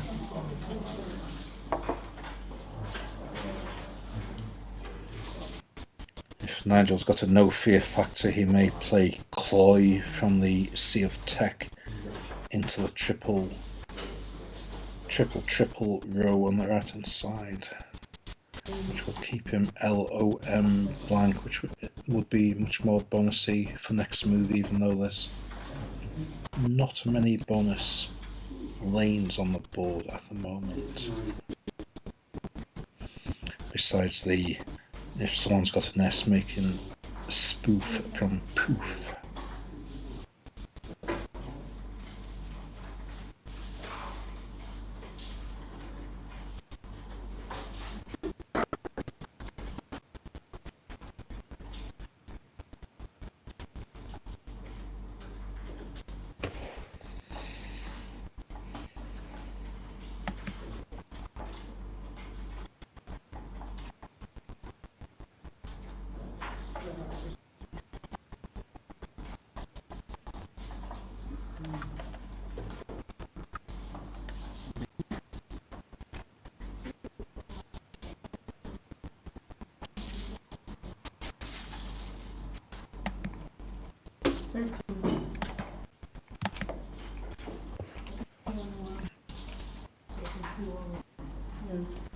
Like Cloy, I mentioned, one of the top few plays, but MOYL or MOLY both rate higher. Nigel's played Moby.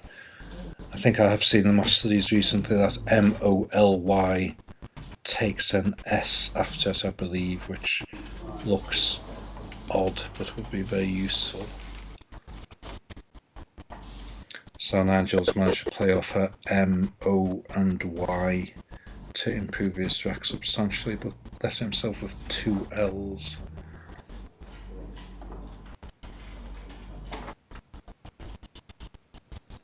So with his play of Moby for 20 points, Nigel's got an 89-point lead. Ray's got a very strong rack, although with 3 E's plus a INR blank. Now, is there an 8-letter word with the V and Ray's rack?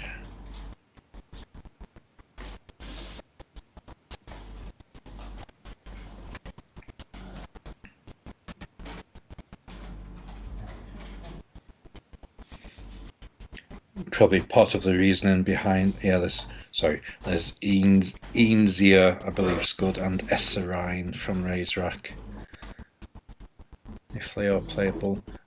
Probably part of the reasoning behind Nigel's play was to snuff out the spoof hook at the top of the board.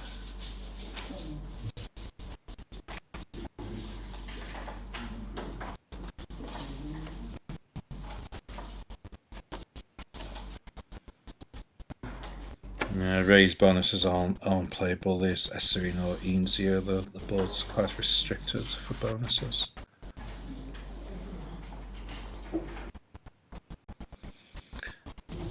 So Ray just plays E after C, keeping himself a very strong RINE blank. But giving Nigel opportunity in the triple lane, but Nigel's rack is GKLLOO blank. So both players have got one of the blanks. Nigel may well play maybe Gloom onto the M on the top row.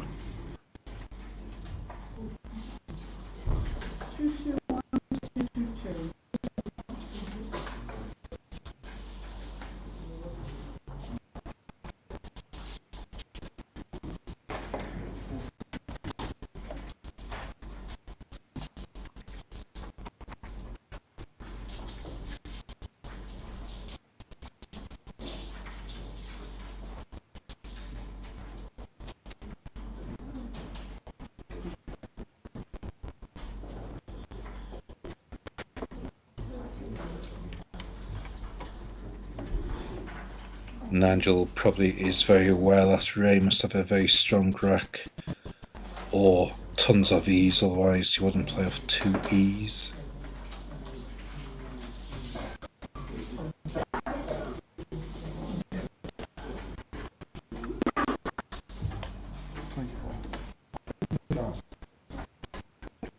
Nigel's read my mind again, he's playing Gloom, which I suggested, seeing as it's the best play according to Quackle.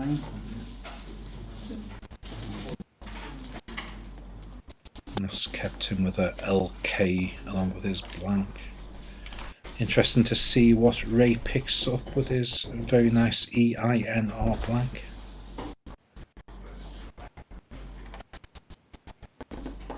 Probably won't see it until Ray's made his play.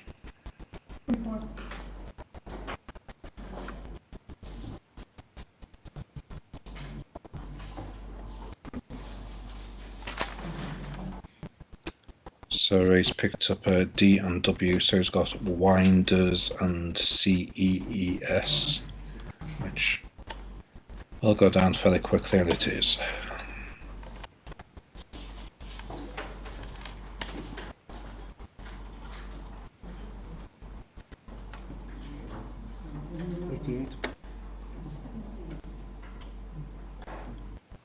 It's 88 points. Rewinds would have been 3 points more because it would have benefited from the D on the double letter score.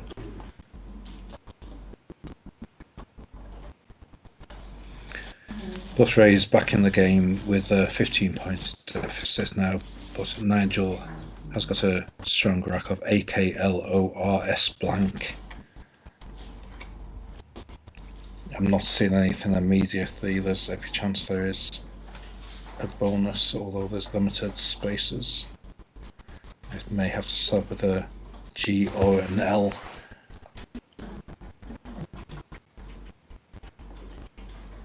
And I think Horf does take an S.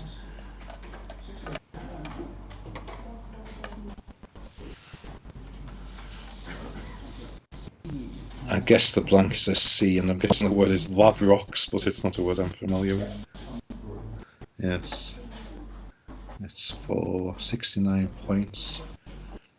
Ray may decide to challenge it, or he might decide not to, on the basis that would be an extra 5 points to Nigel, because it's not often that Nigel gets words wrong, even though I played Nigel on Steam at the World Championship and Nigel challenged a Vate in a game against me in his first move. My first move.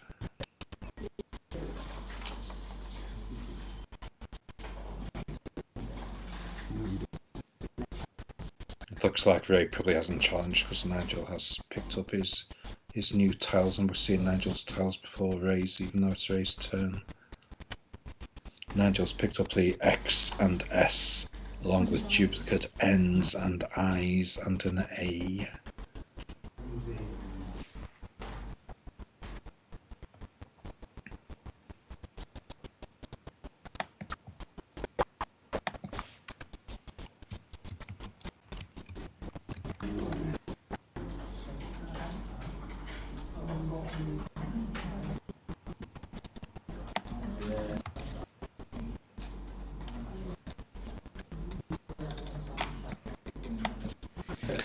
Lavrock is a Skylark and it's a 28,000 probability 7 without the S on, which is, even though I've been adding lots of words to my card box, I'm not up to 28,000. I'm up to about 22,000 and I don't know all of those either.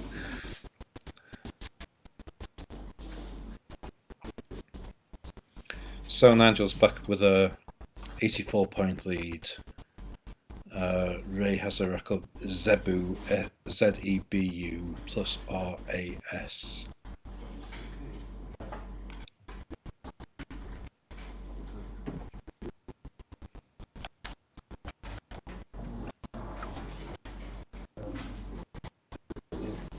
Ray is playing Bez, B-E-Z, with a Z on a double letter score twice, which will be about 47 points, and it is the best move. The second best move was a boring Z-A, making A-W on winders.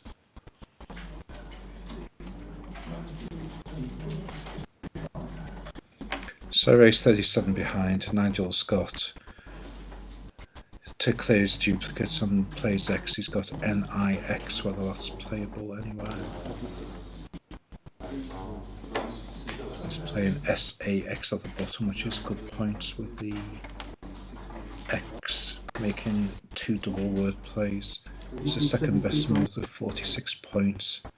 Just AX in the same position is being shown as the best score, even though there must be very little between them.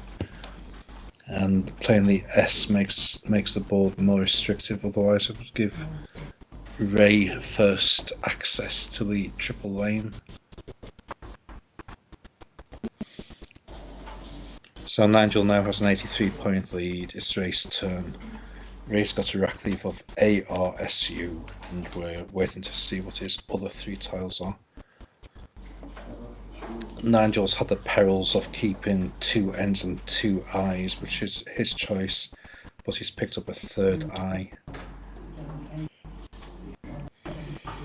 Ray has picked up her U, N and I believe, which has given him duplicate U's, which isn't very nice.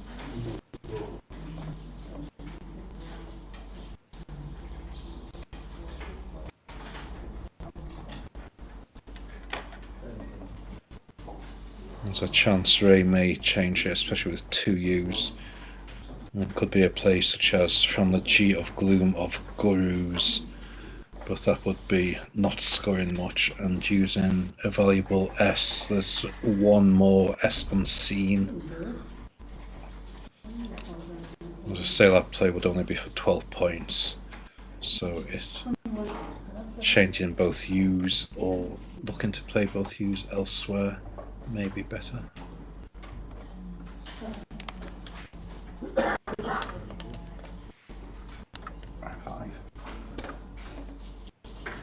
Ray's decided to just play Guru, playing the 2 U's off and keeping his S.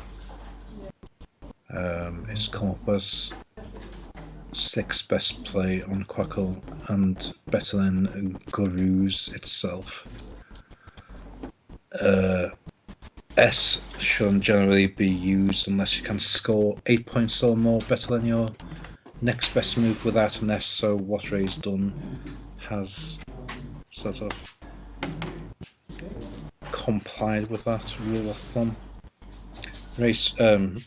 Nigel's played off 2 of his 3 I's and an N Vinnick, which is a nice rack clearance and scoring half decently at the same time. Ray's got a strong rack leave of AINS and needs a decent pickup here to get back in the game.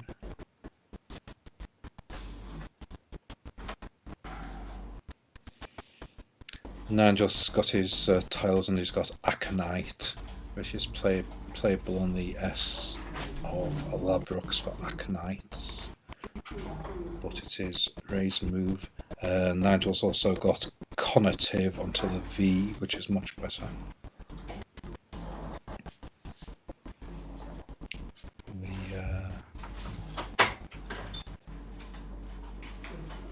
Ray hasn't had a good pick, particularly to go with his AINS. He's picked up IUW. He won't be able to score greatly, and I'd say it's just about game over to Nigel with his bonus playable in 2 places. Conative will be for more points. I believe there's an anagram of Conative, I'm not sure. But Aconite is playable on the S of Lavrox, as I said.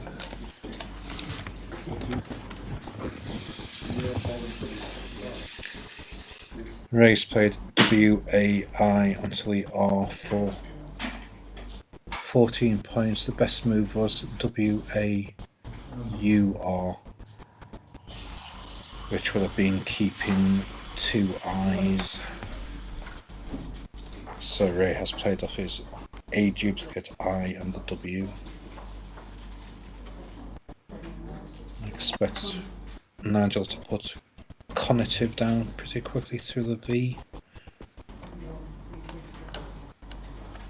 And he is doing.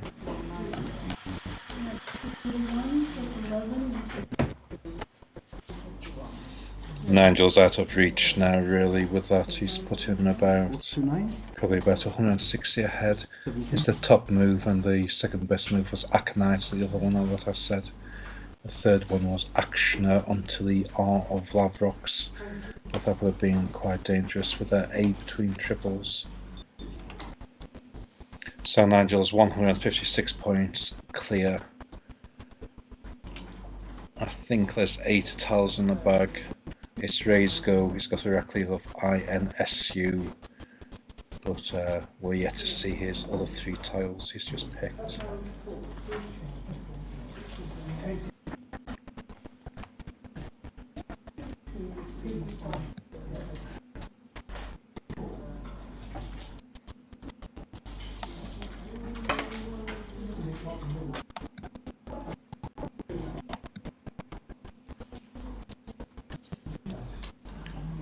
So Ray's picked TTS, which isn't the most helpful, but having a UINS wasn't the best base to play off with to start with.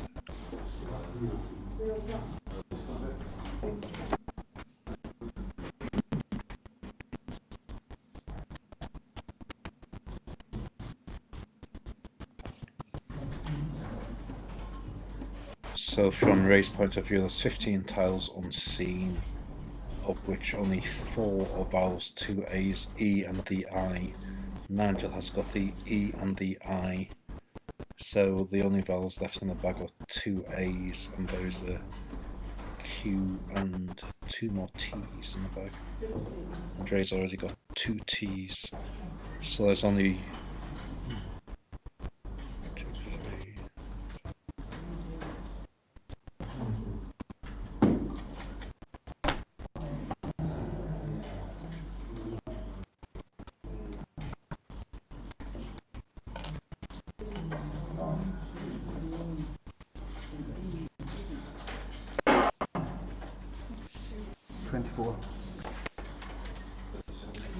Ray's playing TI through the C, S making grooves, which is the top move, 24 points, but it doesn't give Ray any chance of winning whatsoever. With probably about 130 points deficit coming till the end of the 5 tiles in the bag.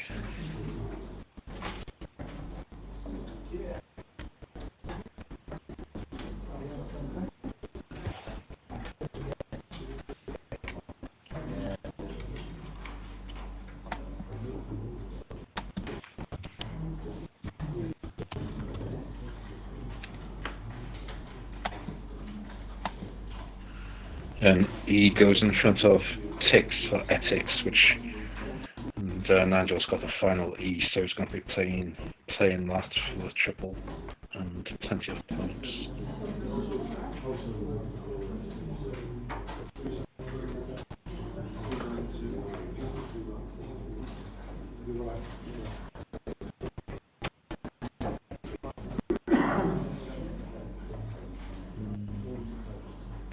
can't see if Nigel can reach the triple.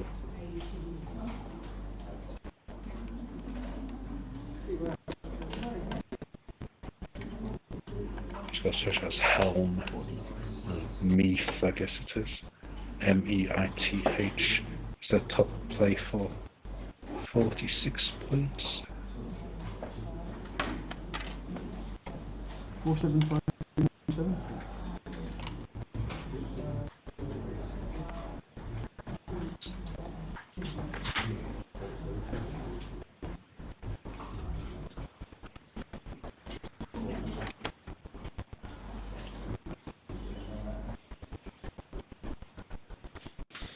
So Nigel's got his last 4 tiles has got QADL. Ray's got nuts plus 3 more tiles that we can't see at the moment. It looks like it's GAN from the unseen tile pool.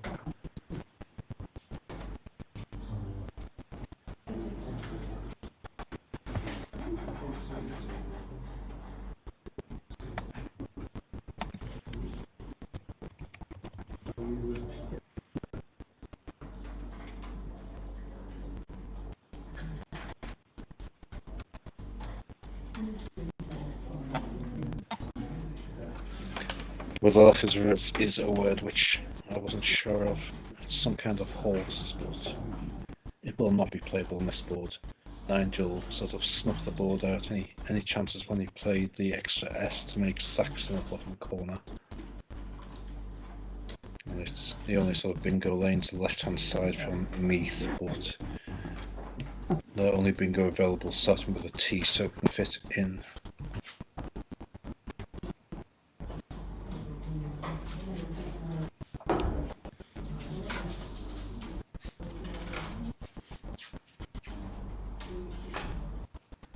Ray could look to stick Nigel with a Q, but that's not possible because it's playable in at least 3 spots, and the most points is down from the I incognita to make QAID for 34 points.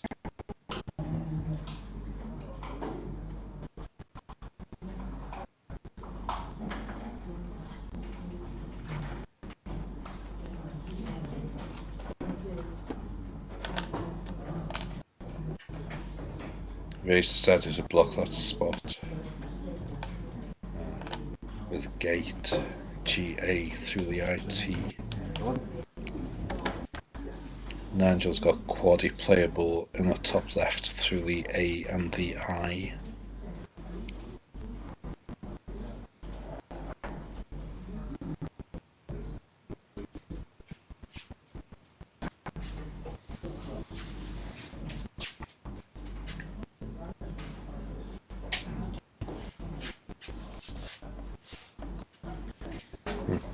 Seems the top player was twats through the W and the T in the top left hand corner.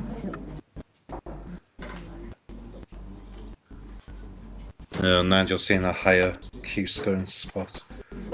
Quad through the U of Gurus. 509.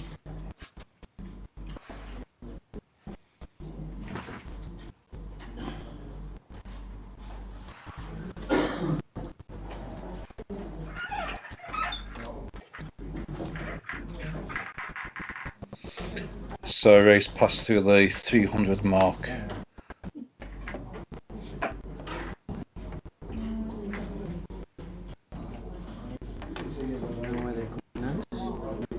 And he is playing out with nuns on the run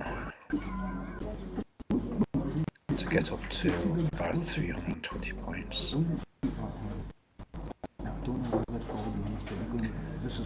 So this is the final game of the day, and Nigel has won 509 points to 320 against Ray Tate. Nigel's on 8 wins out of 9, his only loss of the day being against Stuart Harkness, and he will be 1 or 2 games clear depending on Natalie Zolti's result, and she's currently playing Craig Solomons, and Natalie's currently on 6 wins.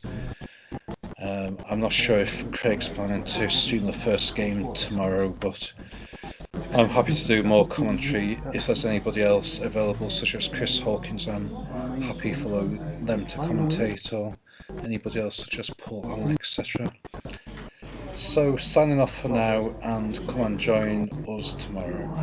Bye.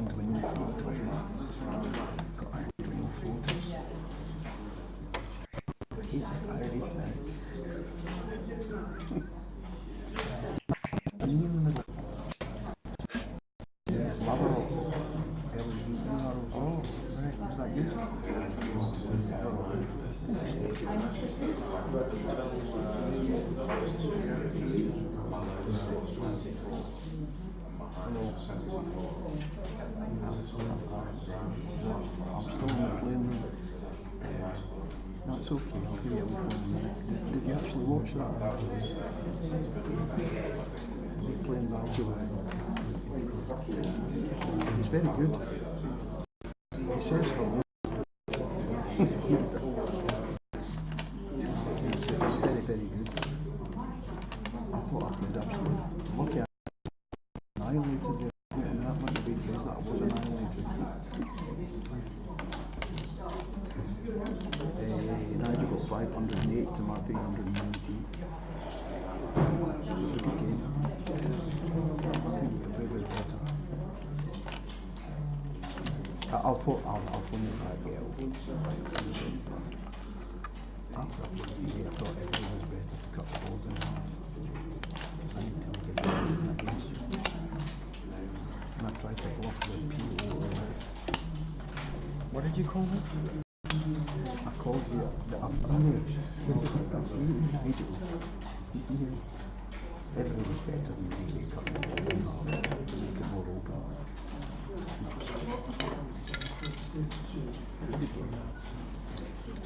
See, I'll pick an S after I play PO. Right, aye. What did you call me? A very fine player.